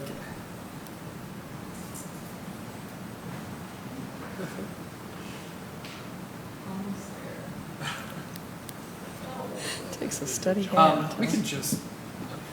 I mean, we've come this far, we might as well commit. Hey! All right. Thank you, Alan. Chief, go, please. Okay, so this is an ordinance to do two things. One, to allocate $3 million of rescue plan dollars towards the Waterfront Redevelopment Authority, and second, to enable us to enter into cooperative agreement with the county to establish the authority. A number of reasons why to have a single purpose dedicated entity focused on the lakefront. One is, we've been looking at this for 100 years. This is the entity that will be solely focused on implementing our lakefront plans, have some special and unique tools to bring funding and financing to the table, ensure we have continuity across market cycles, and really create that capacity and that mission-dedicated piece to doing the lakefront. We have been, actually, Debbie, you want to handle Sure, this absolutely. piece? Yeah, we have been working with the city and with the county and brought in a nationally known firm in the economic development and real estate industry, HRNA, to look at these practices, which are really done across the country, forming special authorities to get significant infrastructure projects done that take many, many years and need to survive over council and have dedicated folks working on them going forward. So, again, many examples across the country over the last decades. We picked 4 as case studies that you see up here. We looked at a wide range of alternatives, from a fully government department within government to a private entity or a nonprofit entity. These 4 examples we thought were closest to and brought good points for us to look at. Seattle is a government department that was created in 2020 after the demolition of the Alaskan Way Viaduct. It has 10 employees working for the city. Louisville is an example of an independent not-for-profit with 14 employees and a 15-member board. They were created to create a public park space along the Ohio River. The Hudson River Park in New York is a public benefit corporation, something that is allowed in the state of New York, but not necessarily Ohio, but partnered with a nonprofit, which is something that we want to talk about. And then the Banks Project, of course, in Cincinnati, an Ohio project, creates a new community authority, which is ultimately what we're looking to do, partnered with a nonprofit organization. So that was our closest example. Go ahead. Yeah, go ahead. Sure? Okay, sure. Yeah, so as Jeff kind of said, these entities are really important. Our consultant came up with some ingredients for success, the things we need to do. We need an entity that's focused to complete a long-term project. We need initial city and county commitment, which we are getting to start this entity, but ultimately it will be self-sustaining. It's a public entity with a board that, as you'll see, is appointed by members of council and the administration from both the city and the county. And really, access to waterfront and redevelopment of the city-owned property requires that we have significant infrastructure transformation, and that's why this third-party entity focused on that and that alone gets the project over the finish line. These are really best practices that we are taking forward, and our vision is to create this initially non-profit corporation to help us implement our lakefront projects. The initial geography is along primarily city, publicly owned land, or rather city-controlled land, much of which is on submerged land lease with the state along the lakefront. It could be expandable in the future. Its role is to coordinate the master plan implementation. We are finishing at the end of the year the master plan. We will hand it to this organization to fund and implement. Same thing with the North Coast Connector.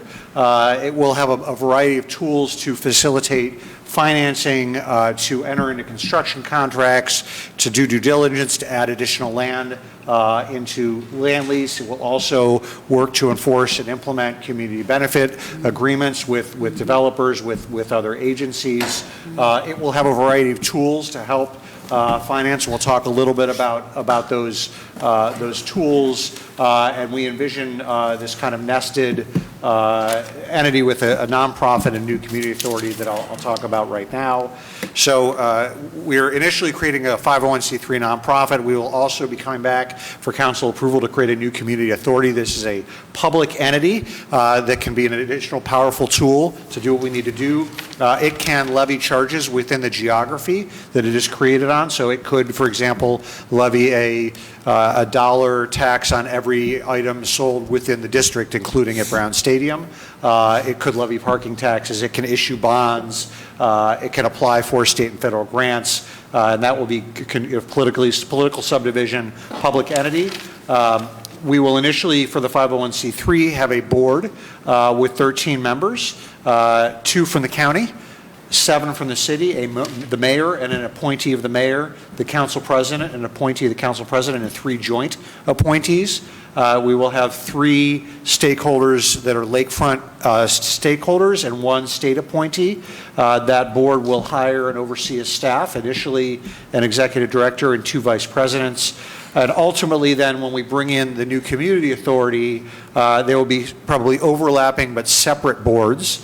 The 501c3 will be a private entity that will be able to do fundraising and take on philanthropy, take on debt, and it will hold the staff. The new community authority will be the public entity that might issue bonds, special assessments, and the staffing will be through the 501c3, but we'll have these 2 entities that will pair together to do what we need to do.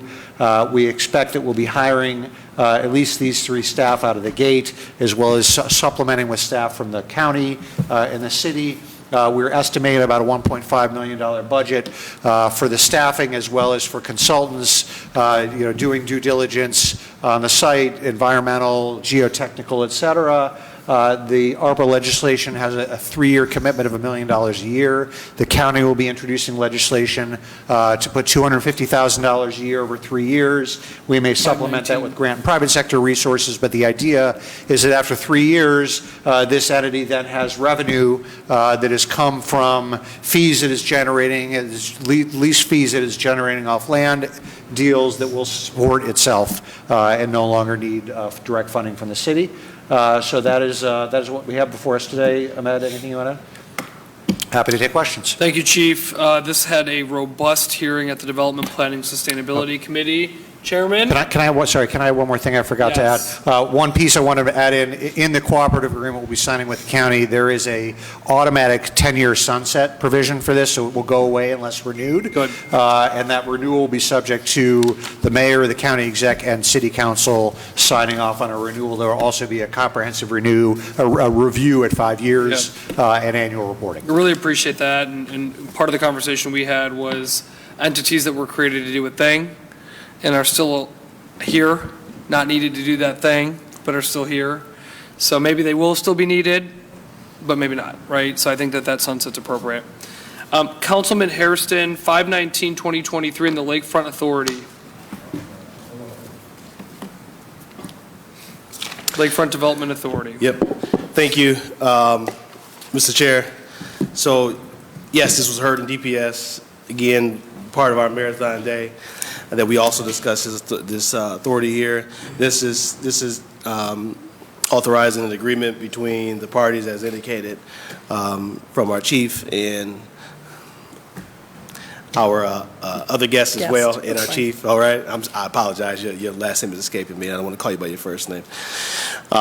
Today, there was some discussions around with the chief. He just mentioned one of them was the annual reporting to City Council that we will make sure we add to this. We would like to add to this ordinance and the subsequent ordinances that just will require that those yearly reporting to Cleveland City Council happens. Does not interfere with the work and the cooperative agreements that you all are working to put in place now. And then also, as we discussed, Chief, about the for the renewal after 10 years, that it will require legislative approval to renew this for after 10 years. Yep. To the chair, to the chief, any thoughts or concerns on those two? None at all. Okay. I think those are great amendments, Mr. Chairman. All right. Thank you. So I will, now, let me just go back. The yearly reporting, we will have that into the ordinance, but you also include that in the cooperative agreement that you have with the other parties, correct? Through the chair of the councilman, correct. All right. And once we make this amendment for the renewal requirements to have legislative approval, I'm sure that'll also be inside of your agreement that you have with the parties too as well, through the chair? Through the chair of the councilman, correct. Okay, thank you. So just a question to Mr. Chair and the Law Department. Do I need that? Because that is not, these are new. These are not already reflected in the ordinance. Do we need to create a new section?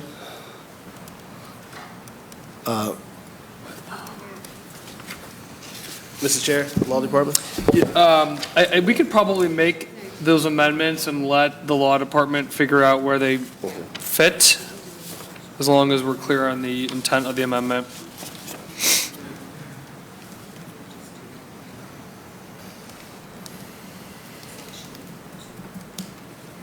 Section 2. Okay. All right, we got it. All right. Thank you, Law Director. All right. So in Section 2 of Ordinance Number 519-2023, after the last line, Cleveland's waterfront period, and shall require approval, legislative approval of any renewal. You got it? For the renewal after 10 years, is that correct? And we will add new section, should it come after 7 or before 6? After 5? Okay. So we'll add a new section after section 5. So the new section 6 will require annual reporting to Cleveland City Council. Great. Should anything else go with that or no? Okay. And section 6 will become section 7. Section 7 will become section 8. Great. Thank you, Mr. All right. Chairman. And the Law Department will clean that up as they see fit. All right? All right, I've got a motion on the floor. Do I have a second? Second by Santana. Any discussion? Mr. Clerk, please call the roll on the amendments. Yes. Yes. Yes. Yes. Yes. Thank you. The amendments are adopted. Councilman Harrison, you still have the floor. Thank you, Mr. Chair. To the chair, to the team here. Section 3 and 4 are really broad and vague, as we discussed at the committee. Can you dig a little bit into 3 and 4 and help us understand those two sections, please, through the chair? A high level, not drawn out way. Through the chair of the councilman, these are intended to enter agreements to have NCDC work to develop and implement the master plan and the North Coast Connector Plan. There could be more specific agreements than the general cooperative agreement, and these would be potentially agreements just with the city, because the city is the overseer of those plans. So we might decide in different ways to leverage the authority to help implement that. Can I add anything on that? Yeah, through the chair, I think Jeff is correct to note the purpose here is to enable the two directors to enter into agreements with the 501c3 to help with the sort of actual development of the land bridge or the master plan, right? So there could be, if there is city money going into the actual construction of some of those improvements, that there would need to be agreements with the authority to allow us to work with them beyond the general cooperative agreement that sets up the broad terms of the relationship. And so I think that's what's intended there. Through the chair of the council, if there were additional money flowing from the city to the NCDC, we need to come back for legislative authority. This would presumably also allow grant dollars to flow to either organization as needed. $3 billion. Okay, got it. And section 4, that I'm assuming that thought is shared there as well. Through the chair. Through the chair to the council person, that's correct. And if I'm not mistaken, through the chair to the law director and to you all as well, that section 4 really looks like section 8 in the in the sites fund ordinance as well, that we amended to remove take any other action and renamed it project. Whether than that is consistent with that, right? Through the chair, to chiefs. Through the council person, the chair. That's correct. Okay. Okay, I'm fine. Thanks, Mr. Chair. Thank you, Councilman Hairston. Do I hear additional questions on 519? Oh, I'm sorry, Polensek. My apologies. Thank you, Mr. Chairman, my honorable colleague. I was just wondering, were the Cleveland Browns contributing anything toward the study? Toward the authority? Through the chair to the council person, not at this time. Not at this time. Was there a request made of them at all?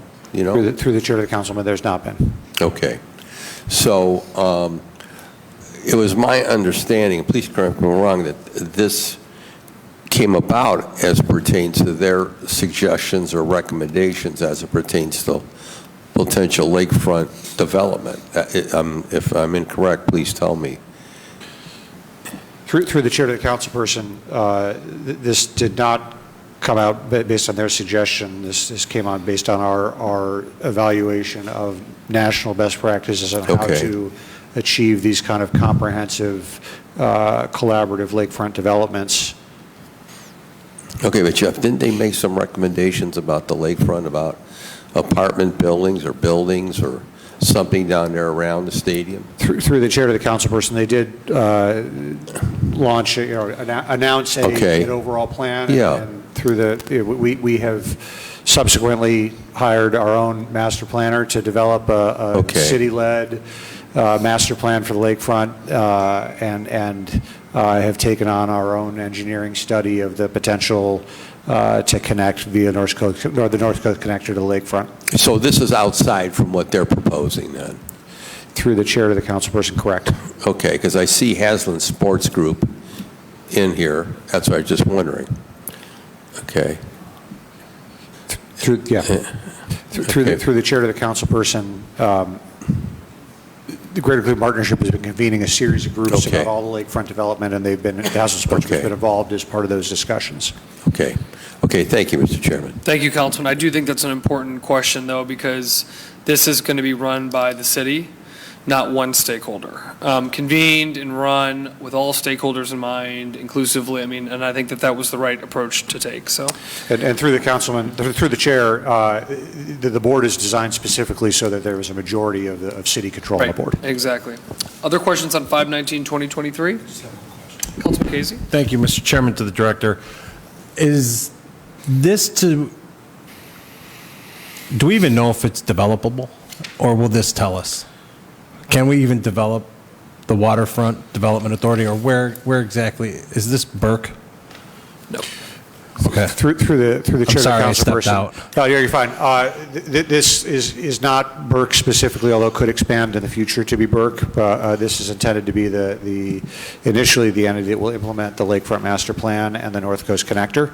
And there will be, I'm sure, additional study of the buildability in terms of vertical structures on some formerly submerged land adjacent to the lakefront. But connector, parks, buildings, all.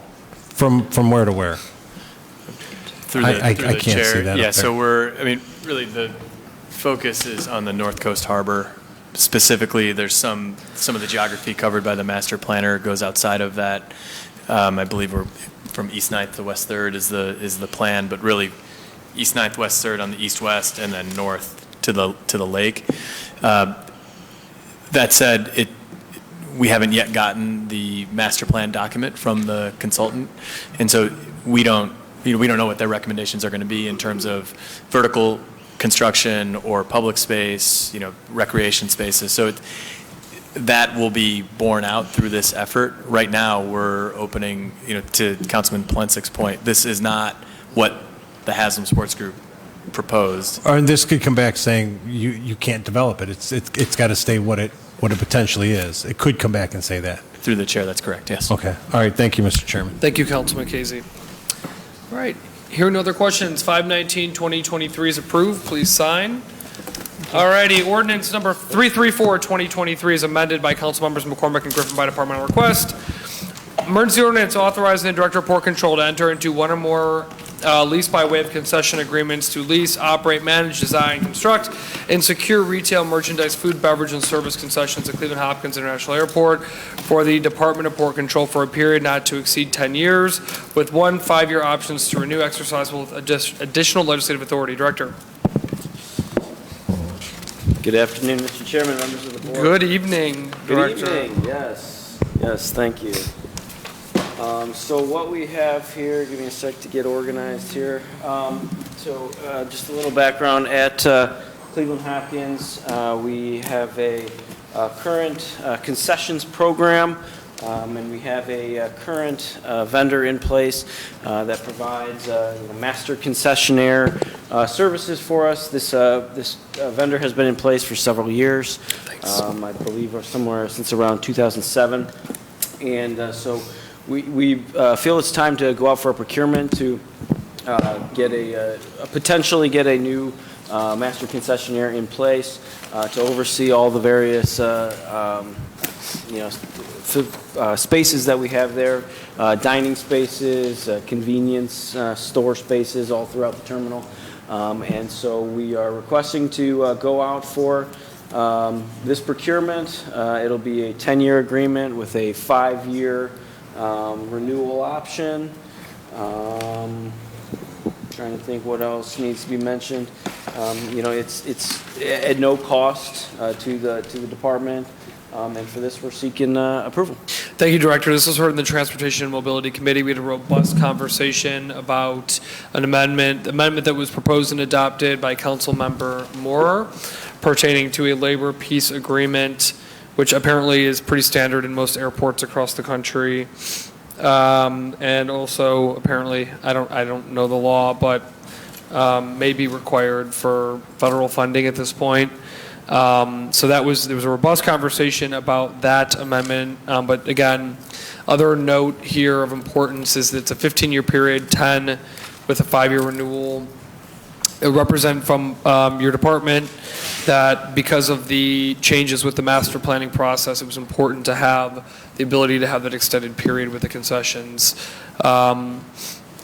What questions do I have on 334-2023?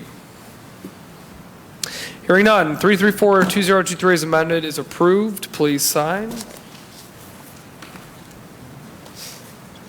Ordinance 430-2023 by council members McCormick and Griffin by departmental request. An emergency ordinance authorizing the Director of Port Control to enter into a lease by way of concession with Cleveland National Air Show, Inc. for the use of certain portions of office space, airfield, and airport facilities at Cleveland Burke Lakefront Airport to conduct an air show and related events for a period of 3 years with 2 1-year options to renew, exercisable by the Director of Port Control. Director. Mr. Chairman, members of the committee, as I'm sure you're all very familiar, we have a national air show held down at Burke Lakefront every year over Labor Day weekend. And so there is an entity that puts on this event that we currently lease space to and allow them the ability to conduct this event there. And so they have been our partner for quite some time. And we would like to, get into a new lease with them to continue that relationship for some space down at Burke and for them to hold the event. The event is, very successful every year. It is a very large economic driver for downtown in the city. It brings a lot of people downtown over Labor Day weekend, and so it has been a successful event. We'd like to continue it and continue our relationship with the Cleveland National Air Show, and for this, we're seeking approval to enter into this new agreement. Thank you, sir. And the rent amount was calculated how? The rent amount is based on, let me make sure it is based on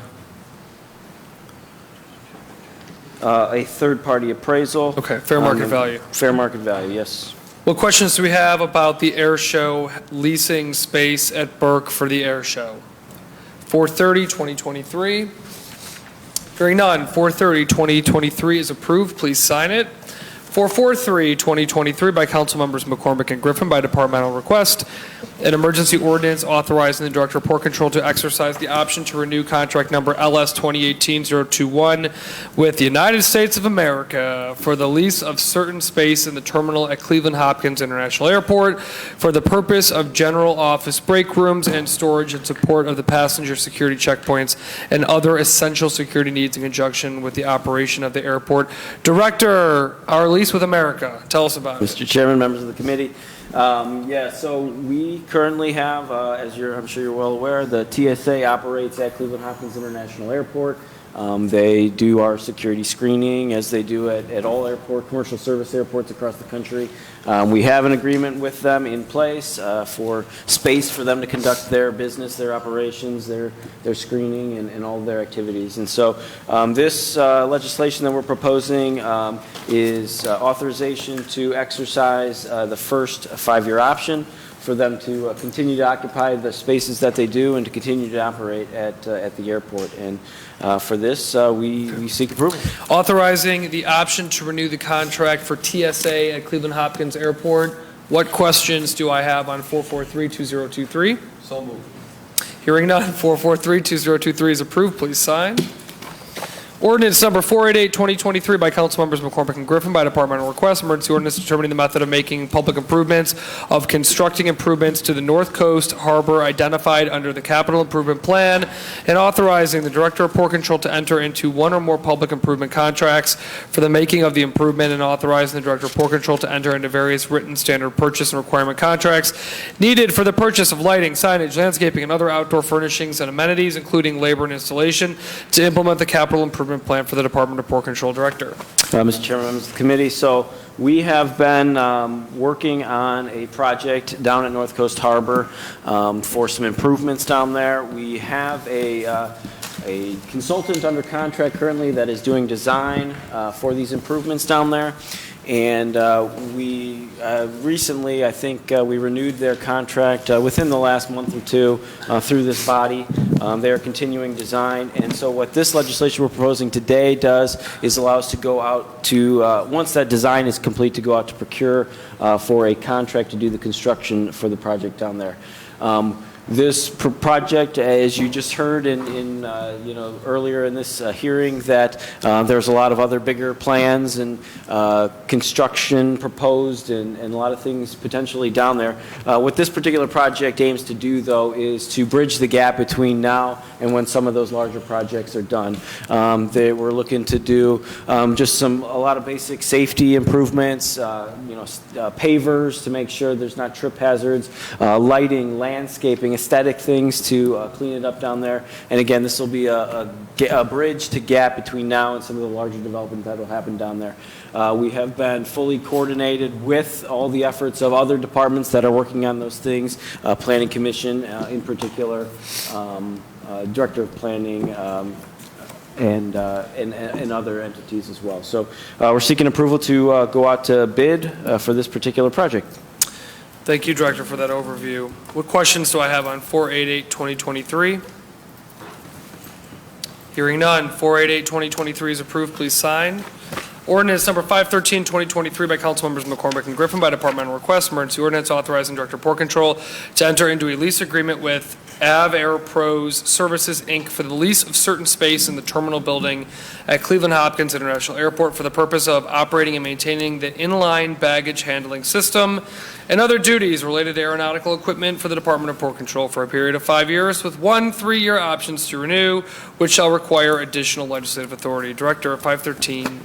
Apologies, all of these today need a little bit of background. You're good. Av Air Pros, so at Cleveland Hopkins, we have a consortium of our airlines. We have several airlines that are signatory airlines. They have a consortium that they have formed, and that consortium then hires different companies such as Av Air Pros to conduct certain operations to facilitate, what they do. And so in particular, operating and maintaining the inline baggage system is one of those functions. Another one is the de-icing operation, or de-icing of the planes. And so this particular lease, Av Air Pros, is hired by our airline consortium. And so for that, they then come to us for space to conduct their business to support the airlines. And so we have a current lease with them in place. We'd like to enter into a new lease with them so they continue to operate and support our airlines and all the operations that take place at Cleveland Hopkins. For this, we're seeking approval. Thank you, sir. So the fact that you're in front of us asking for a lease with this company, that tells me that you are fully satisfied with their services provided at the airport?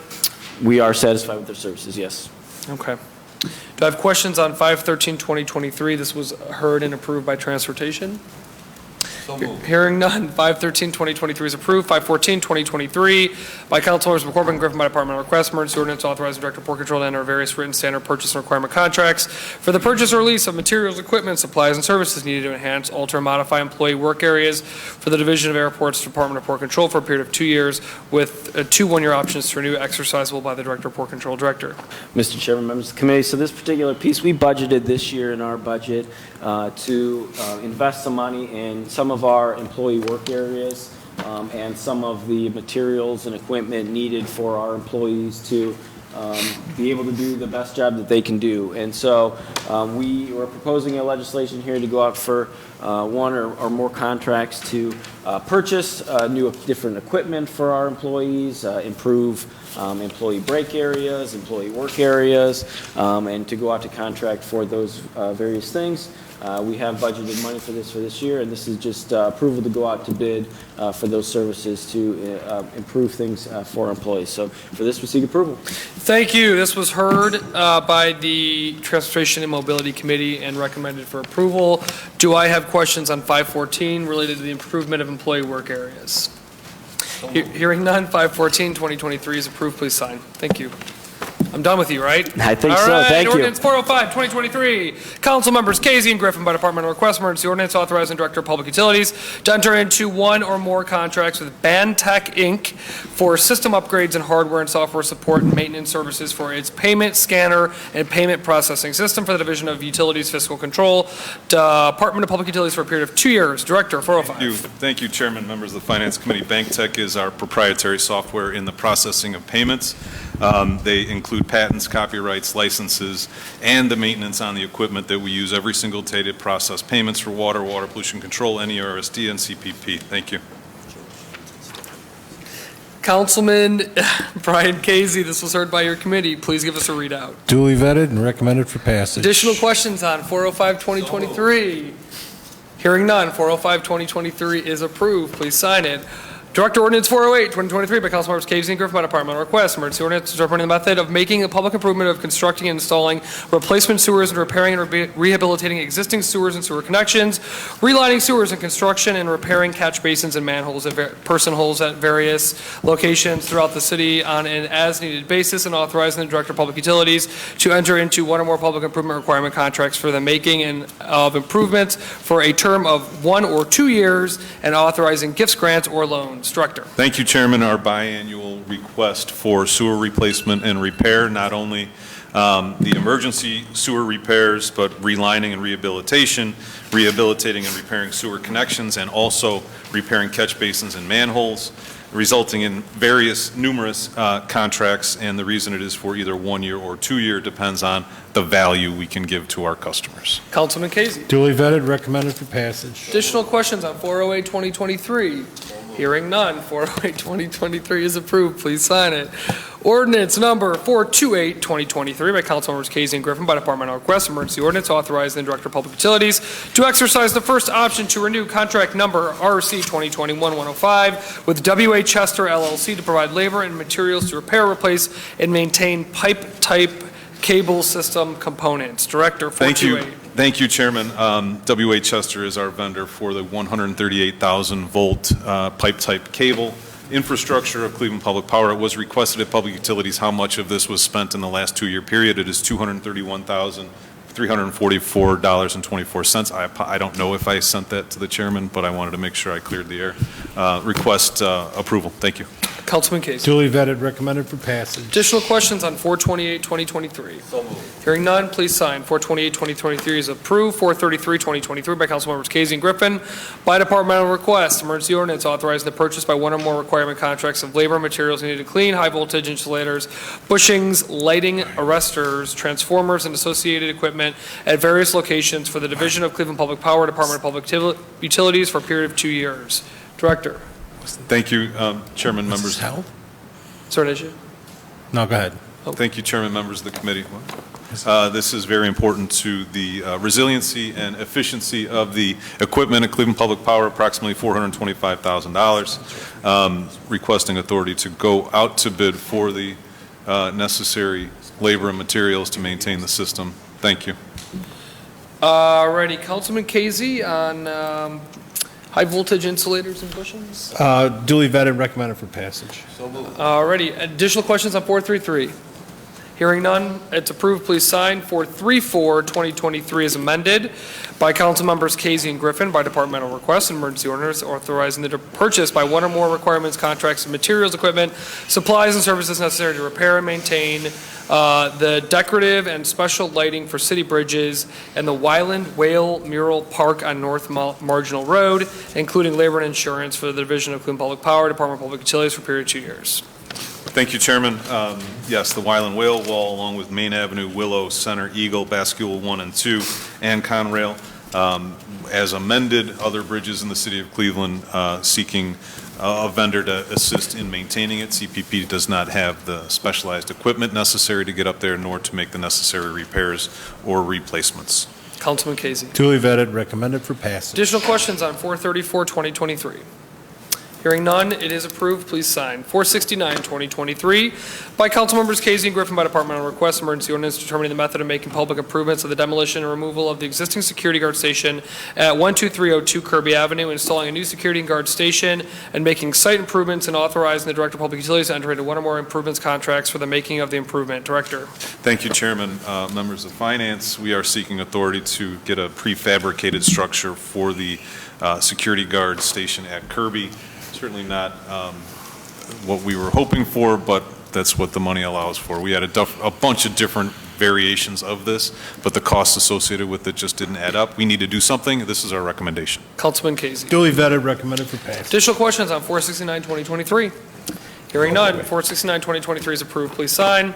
Ordinance 471-2023 by Councilmembers Casey and Griffin by departmental request. Emergency ordinance authorizing the Director of Public Utilities to enter into one or more requirement contracts of various types of fencing, gates, gate operators, gates, vertical, pivot, lift gates, barriers, walls, guardrails, including associated appurtenances and labor and the materials necessary to repair or maintain existing equipment and appurtenances, including installation if necessary at various facilities for the Division of the Department of Public Utilities for a period of up to 2 years. Director. Thank you, Chairman. All those things are very important to public utilities and to the various facilities, seeking authority to go out to bid approximately $300,000 per year. Councilman Casey? Duly vetted, recommended for passage. What other questions do I have on 471-2023? So moved.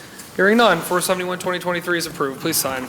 Ordinance number 474, 2023 by Councilmembers Casey and Griffin by departmental request. Emergency ordinance authorizing the purchase or by one or more requirement contracts of petroleum-based fuels for backup generators, including delivery and supporting services for various divisions of the Department of Public Utilities for a period of up to 2 years. Director.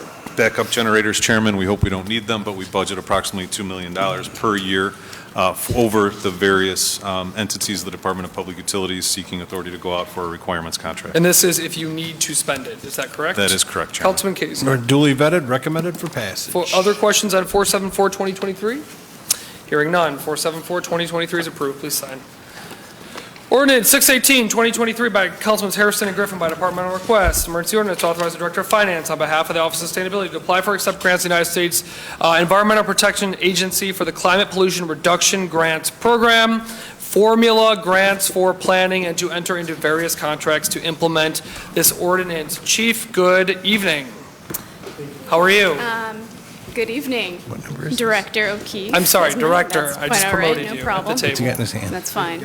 Please kick us off, 618. Sure, 618, this is for seeking the authority to apply, accept, and expend dollars related to the Climate Pollution Reduction Grant. The purpose is to build on climate action planning in Northeast Ohio, specifically in the city of Cleveland, Cuyahoga County, but in collaboration with NOACA and 4 adjoining counties, expanding upon the climate action planning throughout the Cleveland-Elyria Metropolitan Statistical Area. Basically, this is a $1 million non-competitive allocation to our metropolitan statistical area that will open up with no match. It opens up the availability to It establishes planning, climate action planning in the region, and then opens up availability to compete for $4.6 billion of projects related to the plans that are a result of this grant. The funding application is due May 31st. In the past week, in meetings with NOACA CEO Gallucci and Chairman Hamercheck, we've collaboratively determined to co-leadership between NOACA and the City of Cleveland. And only one lead applicant can be on this particular grant, so we agreed that that would be NOACA. As such, we have an amendment language to reflect accuracy of that change. Okay, and that's not included here, so you're asking us to move to amend. Is that correct? That is correct, and I have the language here. Do you have it written? Yes. Can you And I provide believe that, our, please? they have it as well at the end of the table. Sure. 1, in the title, starting in line 4, strike a grant from the United States Environmental Protection Agency and insert a sub-grant from Northeast Ohio Area-Wide Coordinating Agency. So one of our members will have to make it, but can you give the gist of what it is? Oh, sure. So Yeah. it's correcting the language specifically so that the grant is a sub-grant from Northeast Ohio Area-Wide Coordinating Okay. Agency, that's NOACA, instead of directly from US EPA, because there can only be one lead applicant. Got NOACA it. will be the lead. Check. What else? Is that it? And then in section 1, line 2, no, same, it's just the change to. The same gist. Do we have a basically, copy of that? Okay, would anyone like to make this amendment establishing NOACA as the lead recipient? And to the chair. Mr. Chairman, I want to make a motion. All right, I've got a motion, if you wouldn't mind reading it, Councilman. There is no legal objection to this legislation of amendments as follows. Section 1, in the title, starting in line 4, strike a grant from the United States Environmental Protection Agency and insert a sub-grant from the Northeast Ohio Area-Wide Coordinating Agency. In Section 2, in Section 1, line 2, strike a grant and insert a sub-grant. Strike line 3 in its entirety and insert $1 million from the Northeast Ohio Area-Wide Coordinating Agency, the NOACA, as the anticipated recipient of funding received from the United States Environmental Protection Agency for the climate. And number 3, in Section 3, line 3, after thereof, insert NOAC, NOACA. Thank you. Councilman Bishop has an amendment on the table. Does he have a second? Second by Councilmember Spencer. Discussion on the amendment. Hearing no discussion on the amendment, Madam Clerk, please call the roll on the amendment. Yes.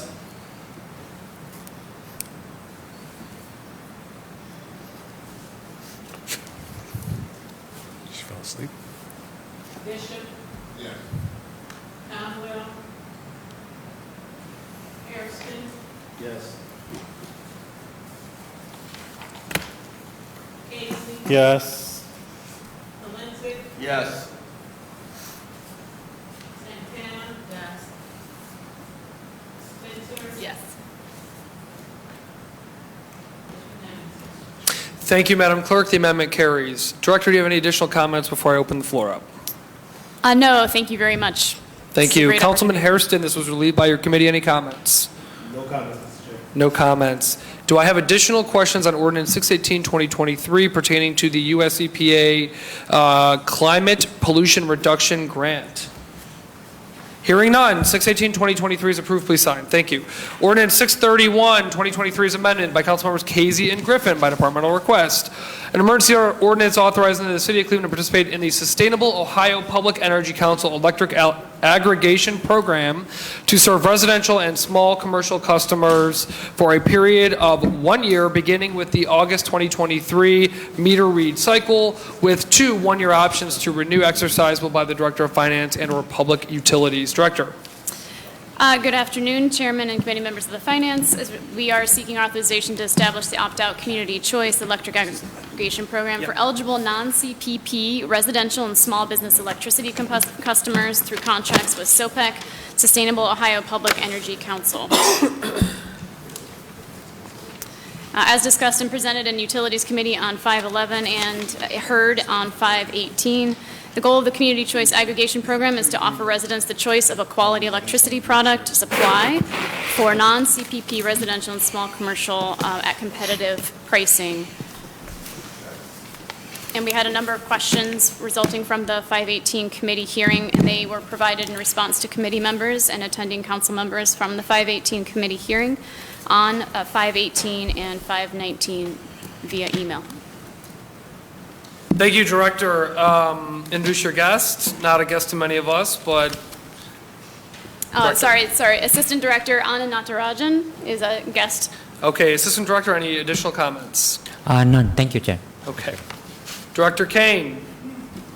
Thank you, Now Chairman. and forever hold your truth. No, I'm happy to answer any questions that the committee may have. All righty. Councilman Casey, this was heard and it appears passed in the Utilities Committee Yes. as amended. Mr. Chairman, and Mr. Chairman, to our presenters today, and I've made no qualms about this, that this should have been done months and months and months ago. And the only reason that I'm being supportive of this legislation today is because I don't want to further hurt our Cleveland residents and small businesses who are First Energy customers. So on that premise alone, Mr. Chairman, it was duly vetted and recommended for passage with the amendments out of Utilities. Thank you. And to confirm, Councilman, you did make these amendments in committee. We don't need to Correct. move them again. Okay, thank you. Okay. Councilman Harsh. Thank you. Mr. Chair, I just wanted to stop in today because I also share some of Chairman Casey's frustration around this. We can't hold Cleveland ratepayers out on a ledge because of this failure of the administration to resolve this issue sooner. We have to give people some kind of closure on this issue, and they have to have some kind of aggregation deal that they can, understand is completed. However, this should have been done long ago, and my estimate, through the chair, my estimate is that Cleveland ratepayers are going to probably lose $3 million because of this. That's based on a conservative estimate of what it actually means to pay the increase in the energy, not the distribution of the energy. But that is money that should have stayed in our residents' pockets. It's money that they're going to spend this summer on higher rates, and it's money that could have been avoided. So I think that people have a right to be upset about this, and I just wanted to chime in, Mr. Chair, to say that it is the administration's responsibility to address this head on. I think before the ratepayers find out in June and July how much this is going to cost them, I think the administration should confront this early. But I am supporting this in DPS and tonight, and encourage you as well, because we just have to do something for the residents, and that's why I would encourage you to support this. Thank you, Councilman Harsh. Appreciate those comments. Councilman Mike Polensek. Thank you, Mr. Chairman, honorable colleagues. I want to concur with Councilman Casey and Harsh. I have some real reservations about this, and again, this should have been done a lot earlier. And it's like we're signing up with the, I'm trying to step back and watch this. It's like we're signing up with the Mayberry of aggregators.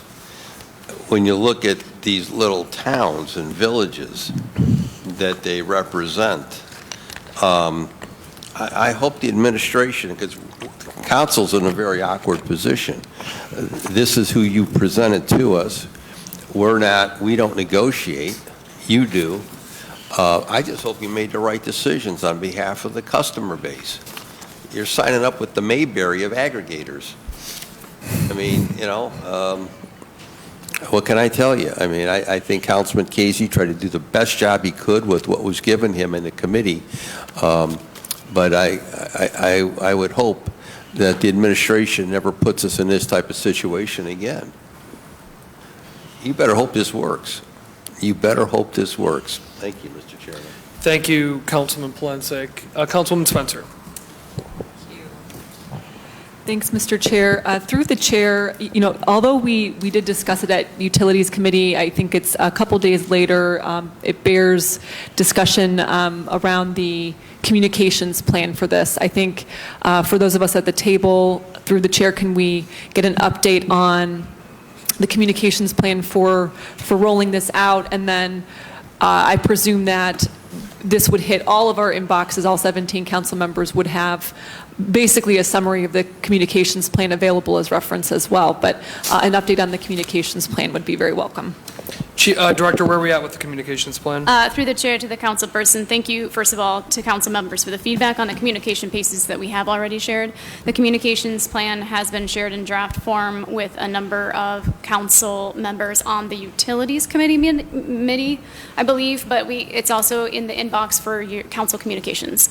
So the communications drafts for social media posts, for example, the website is going to be up to date on a weekly basis at a minimum, and up to date with key information that is sustainablecleveland.org/community choice aggregation. And we are absolutely able to provide that to all 17 inboxes, the plan itself. And thank you, Director. And through the chair, I wanted to also specifically ask about the 311 call center capacity on this, because there's a lot of residents who some will see this on social media and a lot won't, and a lot will want to know who to call. So let me be really clear on this. We all believe that the minute people start getting their bills for June and July is when the phones will definitely start ringing. And so I just want to be totally clear that will residents get the satisfaction, get the answers they need by calling 311, and what are the reassurances we have that 311 is equipped to field those questions and concerns? Director? So through the chair to the council person, we have a training on May 24th for 311 operators with all of the updated information that we have available now. Once the plan is approved through this council, then we will be able to provide, and the contract is in place, and we'll be able to provide up-to-date details. In the meantime, 311 has been updated, and they have the resources that are also listed on our website.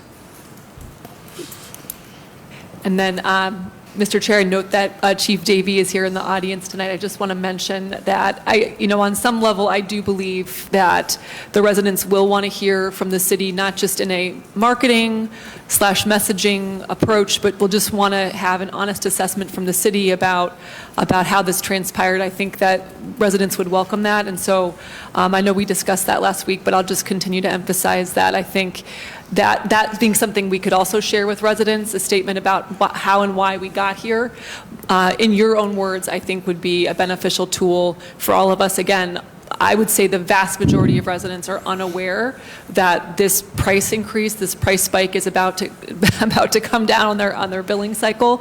The minute they find out, we will be hearing from them, and I'd rather have a statement out there preemptively and just be as transparent as possible with residents.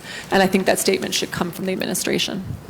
Thank you. Thank you, Councilman. Really good comments. And I would note too, if you guys could get us a paragraph, so when folks call our office, we and our assistants are equipped to say, here's what's going on, here's the next steps, here's, just so we have a quick briefing for our offices to have that accurate information. Just a paragraph that our assistants can read and familiarize themselves with would be helpful. Do I have it? Yes, I can provide that. No, please, go ahead. On that point, though, we had really robust discussion in Utilities Committee about that. And I think while inevitably residents will call our offices because they have relationships with our offices and our EAs and ourselves, I don't think we would like our EAs to be in a position of having to walk residents through grappling with these bills, which is really why I was emphasizing that 311 capacity. If part of that paragraph is the mayor's administration has asked us to refer everyone to 311 for guidance. If that's what it is, that's what it is. I don't want our EAs to have to be in a position of trying to parse people's bills for them, help them figure out what to do. I just think that is a level of responsibility I don't think is fair to place upon our offices. While we can provide initial information, I don't think we want to be in a position to troubleshoot people's bills. I appreciate that. I will just say that I got folks who call my office that want to talk to my office. So I think so we have the information, but I agree with you. I think 311, it should always be the start. But for the folks that do want to talk to you or your assistant, us having that information I think will be important. Do I have additional questions or comments on 631-2023? Mr. Chairman. Yes, Councilman Bishop. Mr. Chairman, I'd like to abstain on 631-2023. Okay. Madam Clerk, please report abstention out of committee from Councilman Bishop. Well, then we will call the roll. So then just abstain in the roll, Councilman Bishop.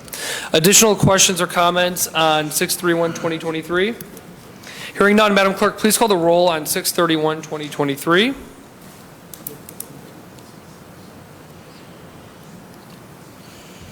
Mr. Chairman, we have miscellaneous too after the roll, after this calls? Yep, I think the rest I have is finance, so right. we can do it. Yep, absolutely. Madam Clerk, please call the roll on 631-2023. Yes.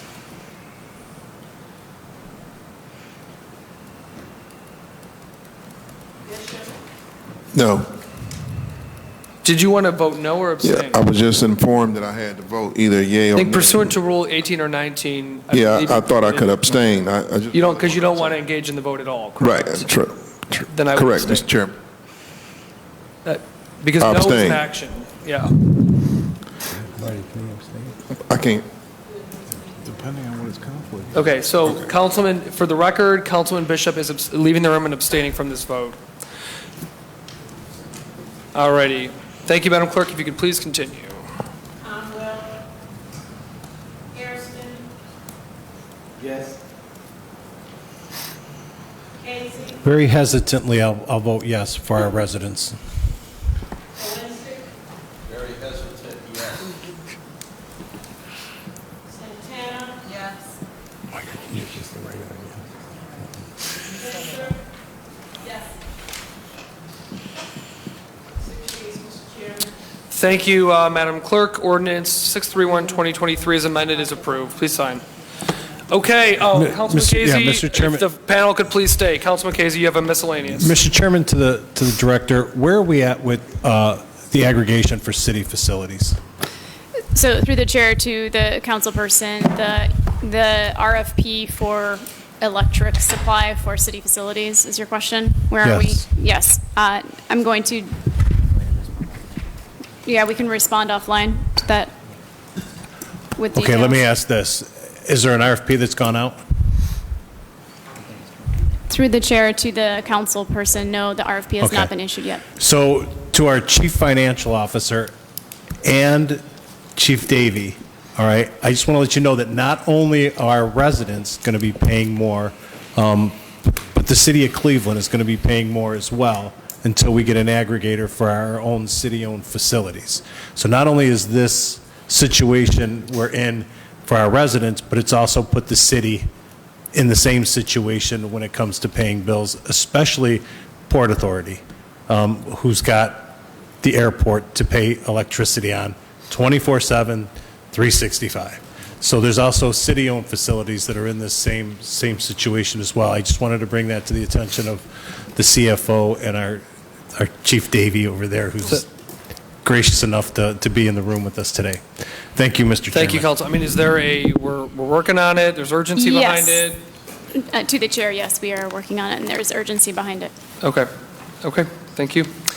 Alrighty, 614-2023 by Councilmember Griffin by departmental request, an emergency resolution to adopt and declare a tax budget for the city of Cleveland for the year 2024 and submit it to the county, budget commission as required by state law, chapter 5705 of the revised code. Chief. Yes, through the chair to the council, this is an annual piece of legislation that is required by the Ohio Revised Code, section 5705.28. And the purpose is to certify to the county our tax budget so that we get our property tax levy paid over to us by the county. So we want property tax dollars. We do. And this allows us to get property tax dollars. It does. What questions do I have on 614-2023? So moved. It's approved, please sign. Is that amended or is that just reg? Just reg, all right.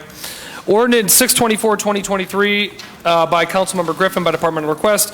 An emergency ordinance authorizing the issuance and sale of bonds in the maximum principal amount of $7 million for the purpose of providing funds to acquire vehicles and equipment for performing functions of the city's departments, including Department of Public Works and the Department of Public Safety, and authorizing related matters. Please introduce your guests. Yep, through the chair, if I may be so bold as to suggest we consider all of the bond ordinances at the same time. Am I allowed to do that? Am I allowed to do that? You can do it, but you're going to have to discuss each one. Yeah, we'll just go. Okay. Let's just knock them out. So through the chair of the council, with me is Betsy Ruby, the Assistant Secretary of the Sinking Fund Commission. I'm sure you all know Ms. Ruby well. And so what we have, Ordinance 624-2023, up to $7 million of general obligation bonds for vehicles and equipment.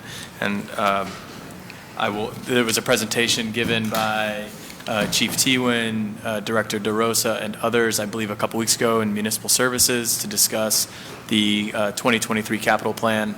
And so this ordinance and the several to follow are the companion pieces to enable the administration to issue the debt to finance the capital improvements that were presented. Okay, so for the committee's purposes, these are all general obligation bonds. The first one is vehicles and equipment. The second one is parks and recreation. The third one, public facility improvements. The fourth, bonds and bridge and roadway. So these are all issues. So let's talk about the money and what it's being spent on, and we'll go each by each. Yep, through the chair. So the first on vehicles and equipment is $7 million. We have a project list that has been vetted by bond counsel and was presented to council. Municipal Services Committee of City Council, I believe, 2 weeks ago. So, Betsy, if you want to, do we have the list with us? Well, the first one is for vehicles, small vehicles, cars. That's the $7 million one. So what would, just for the viewing public, small vehicles, cars, what does that mean? You know, police cars, sedans or whatever for any department within the general fund. Not big trucks or things like that. That's the other ordinance. This is strictly the smaller vehicles with a shorter useful life. Okay, so that's the $7 million, smaller vehicles and equipment, police and other departments. Councilman Polensek. Thank you, Chairman. I have not seen the list for safety. So do you have the list of what we're buying for safety? Not with me, no. Not the breakdown? Oh, of the vehicles or just, no, Yeah. I don't have the breakdown of the vehicles with me. There's no breakdown specific, just a... I have one downstairs. Yeah, but I mean, if you have just a broad number for safety? Just vehicles. Okay. Yeah, through the In chair, total for the this general list fund. is the aggregated list, but some of the safety equipment that is being procured that would be procured with this is Yes. for the Division of Fire, the turnout gear, and related equipment to turnout gear, things of that nature. Okay, Mr. Chairman, I would make a request to staff. I'd like to get that list as soon as you can get that to me. Do you have that list already specifically prepared? for safety? Yep, through the chair, the list exists. We can send it. Yeah, if you Okay, could just good. make sure it comes, and Good. if someone can get it up here, that'd be really helpful. And just within that, Is there anything pertaining to the police helicopters within that?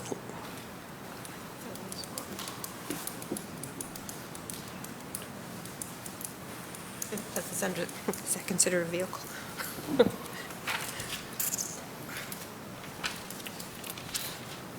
Through the chair, we'll provide. Okay, the list. thank you very much. Thank you, Mr. Chairman.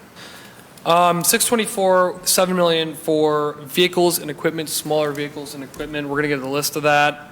Do I have additional questions on 624, 2023? Mr. Chair. Councilman Hairston. Question, because we have not been provided the actual list, and I believe in DPS, not DPS, MSP, there was a request for a breakout of what the administration wanted to do for the capital plan. They gave maps and they kind of gave triangles, circles, squares to, and color lines to tell us on the map, what was what. But I don't think we received, if I'm not mistaken, that we received the actual breakout of the actual items as we used to get previously. Let me, on that point, Councilman, will this require, I guess the question is, so $7 million for the purposes of these, when you go out to buy 50 police cars, will that have to come back to council? Yeah, through the chair, yes. Yes. Okay, This does not authorize. This authorizes you the sale of bonds. Yes. When you go out to buy the The things. spin ordinance separate. It'll have to come back in a separate ordinance. To the chair, that is correct. Okay. Does that make you feel a little bit better? And I was getting ready to go there next to whether this was an authorized to go out for bonds, or whether this also included the spin authorization as well. So all three of these, so I'm clear, Mr. Chair, so we don't have to visit this down the road. This is simply authorizing the issuance of the bonds, not the actual spin ordinance. Through the chair. Yeah, that and is I'd also like an answer out of our law department, not that I don't trust you, but I want a legal opinion on that question too. Does the three capital pieces, does this just give them an authorization to issue the bonds, or is it authorization to expend as well? This is just authorization for the bonds. They have separate pieces of legislation that they'll come for, they'll present to council to actually, to authorize the contracts to expend the bonds. Okay. Councilman Hairston, Councilwoman Spencer's requested a point. I'm done. Thank you. Oh, you're done. Councilman Thank you, Spencer, sir. you got the floor. While that may be the case, these are clearly tied back to a list of projects, and I'm just finding it surprising that we're coming to the table without Finance Committee seeing the final recommended overall body of capital improvements for the city for the year. Did this go, was this in a hearing before? I didn't make the It was capital in hearing. municipal services and properties, but I'm not sure if it, Chairman Bishop isn't here, I'm not sure if the amendments were made or if, what happened to that. Was to a that list piece. of projects submitted No list. to a hearing or? To the chair, I was not at the MSP hearing. There is a list, and if that wasn't provided as in connection with that hearing, we can certainly provide the list. Is anyone on MSP on this committee? I am. Councilman Hairston? It was requested, but I'm not sure if we received that. Because at that time, we got maps of each ward across the city that highlighted capital work, streets, fire stations, police stations, et cetera. But it did not have an actual listing of what projects that they are proposing in concurrence with the upcoming bond ordinances. So Councilwoman, to your point, is essentially understanding it has to all come back, but this still ties a number onto those expenses, meaning the $7 or $11 million. Right, that these numbers tie back to a list of projects. And I feel like we're not able to fully aware vet. of. Yeah. Do you need these today? Is there a real rich reason that you need these today? Are we going to lose a ton of money for some reason? Is there, I mean, obviously getting these done by the 5th, but like. Yeah, the only, to the chair, the only thought would be the sooner we have the authorization to issue the bonds, the more flexibility we have to enter the market when interest rates are looking, depending on interest rates. So, we can't do anything until we have the authorization. We wouldn't, if these ordinances do not pass this evening, it would be 2 weeks from now, so we would just lose 2 weeks. Do you view that as significant or catastrophic? I would not characterize it as catastrophic. Or significant? What is the feeling of this committee on these ordinances? Councilman Hairston. If I can, Mr. Chair, I have no objection to passing the pieces to issue the bonds. However, I think we should remember that we reserve the right to reject the spend request if submitted by the administration. So we ultimately can weigh in with the administration between the issuance and coming back to spend, although they are tied to a certain number. We still have that prerogative once we get to that point. Alrighty, I have two opinions to move forward. Councilman Spencer. Thanks. My question is, what is the status of that piece of legislation that was heard at Municipal Services and Properties that did specify? Through the chair, it's not an ordinance. It was just a discussion. presentation. We put together a 3-year capital plan on the administration side. We have a committee that consists of the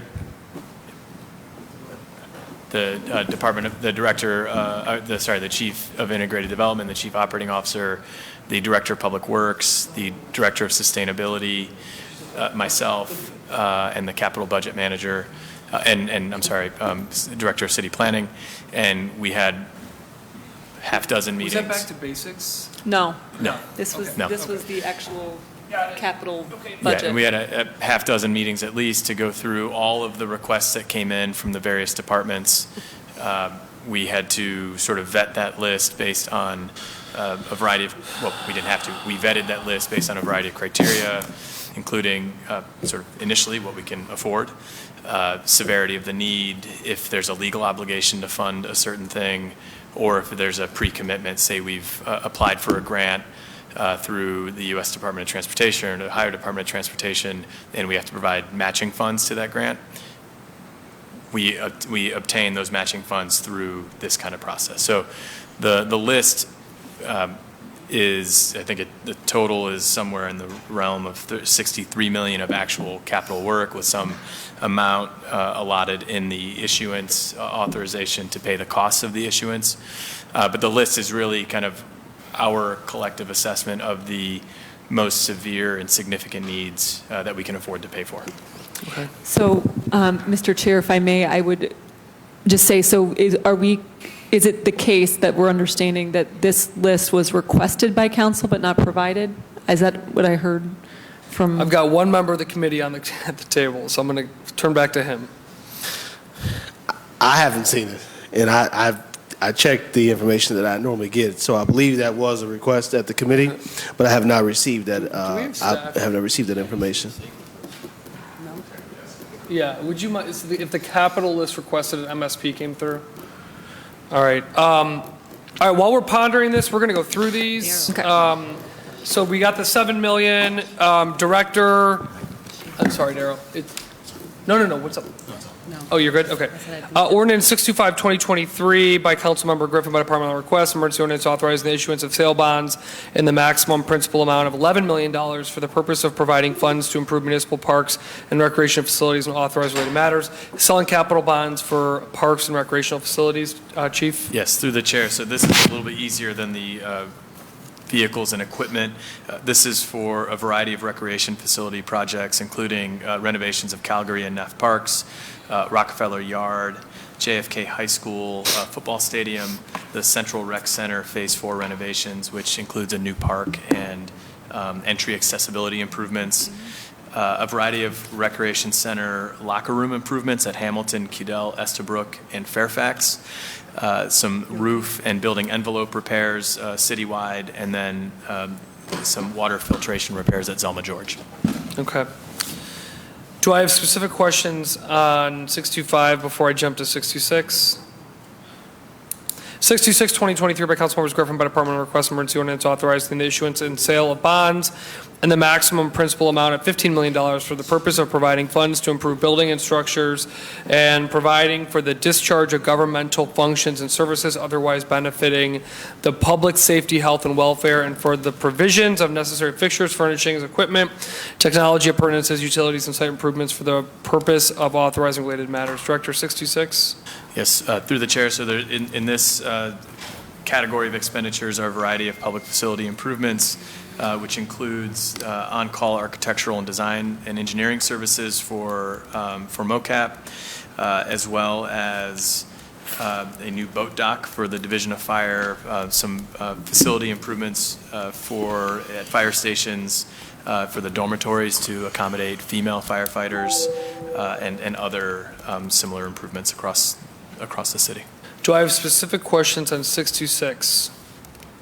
627, 2023, by Councilmember Griffin, by Department of Request Emergency Ordinance authorizing the issuance of sale of bonds in the maximum principal amount of $21 million for the purpose of providing funds to improve the municipal street system and related facilities and authorizing related matters. Director's Chief. Yes, through the chair, this includes a variety of roadway improvements, including in connection with the Wood Hill Choice project in the Buckeye neighborhood, the Carnegie Road rehabilitation from East 55th to East 79th, some repair of lift bridges, the Circle Square project, Eagle Avenue lift bridge, Payne Avenue, tree damage sidewalk program, the improvements to Quigley from Clark to West 3rd and on West 3rd itself, the 50/50 sidewalk program, Memorial Bridges Loop Trail, tree planting, and residential resurfacing to top up. So does this include this is the 12 million residentials in there? What's the number on that?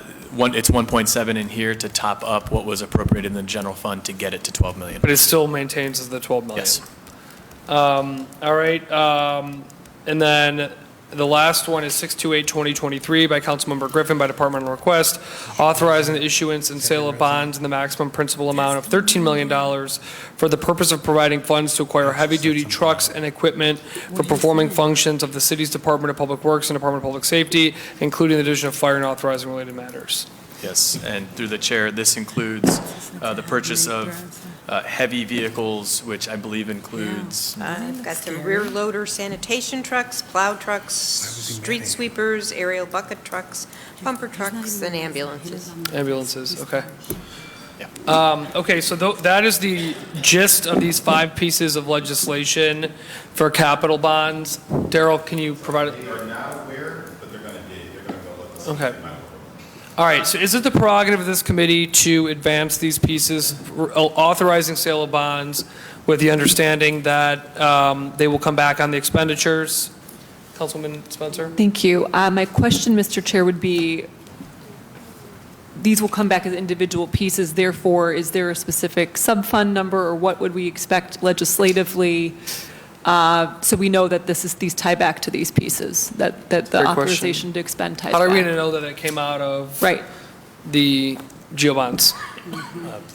Through the chair, there is a bond fund or set of bond funds. The ordinance. It would be it's in the ordinance. For a specific project. Yeah, and then the specific project designate. would tie back to the fund, the sub-fund created for each category of issuance, because we have to track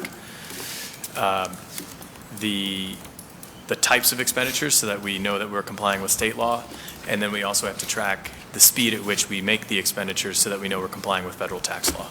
Okay. Councilwoman? I'm sorry, I didn't catch it. Do we know what that is? That sub-fund? Is it different for each? Yeah, there's or- going to be a sub-fund for each of these purposes once they're issued, and when you do a ordinance for a specific project, it would name those sub-funds. So what I would say, Mr. Chair, is in addition to the request we've already made to have the list as reference, I would, even though it is in the ordinances and we can, I'll look through and try to find it, I think it would be beneficial just to have those sub-fund numbers available as well as reference for council members, especially because we're then therefore talking about, 5 different sub-funds? Each 1, would have 2, a 3, different 4, 5. sub-fund? Each would have a different sub-fund, so I think that would be very beneficial.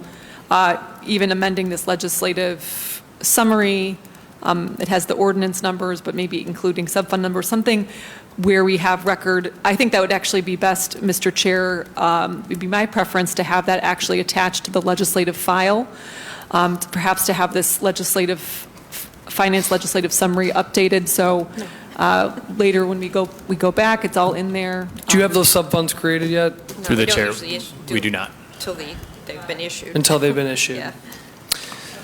But the request, I appreciate the request. So Chief, when you develop the sub-funds, if you could please share those with council, and as we move forward, so we'd be able to see, yes, this came out of the 7 million bonds, to tie it back when those individuals come through. Yep. Additional questions or comments on to move these forward? Councilman Hairston, you're a yes? Plensick's a yes? Is that, okay.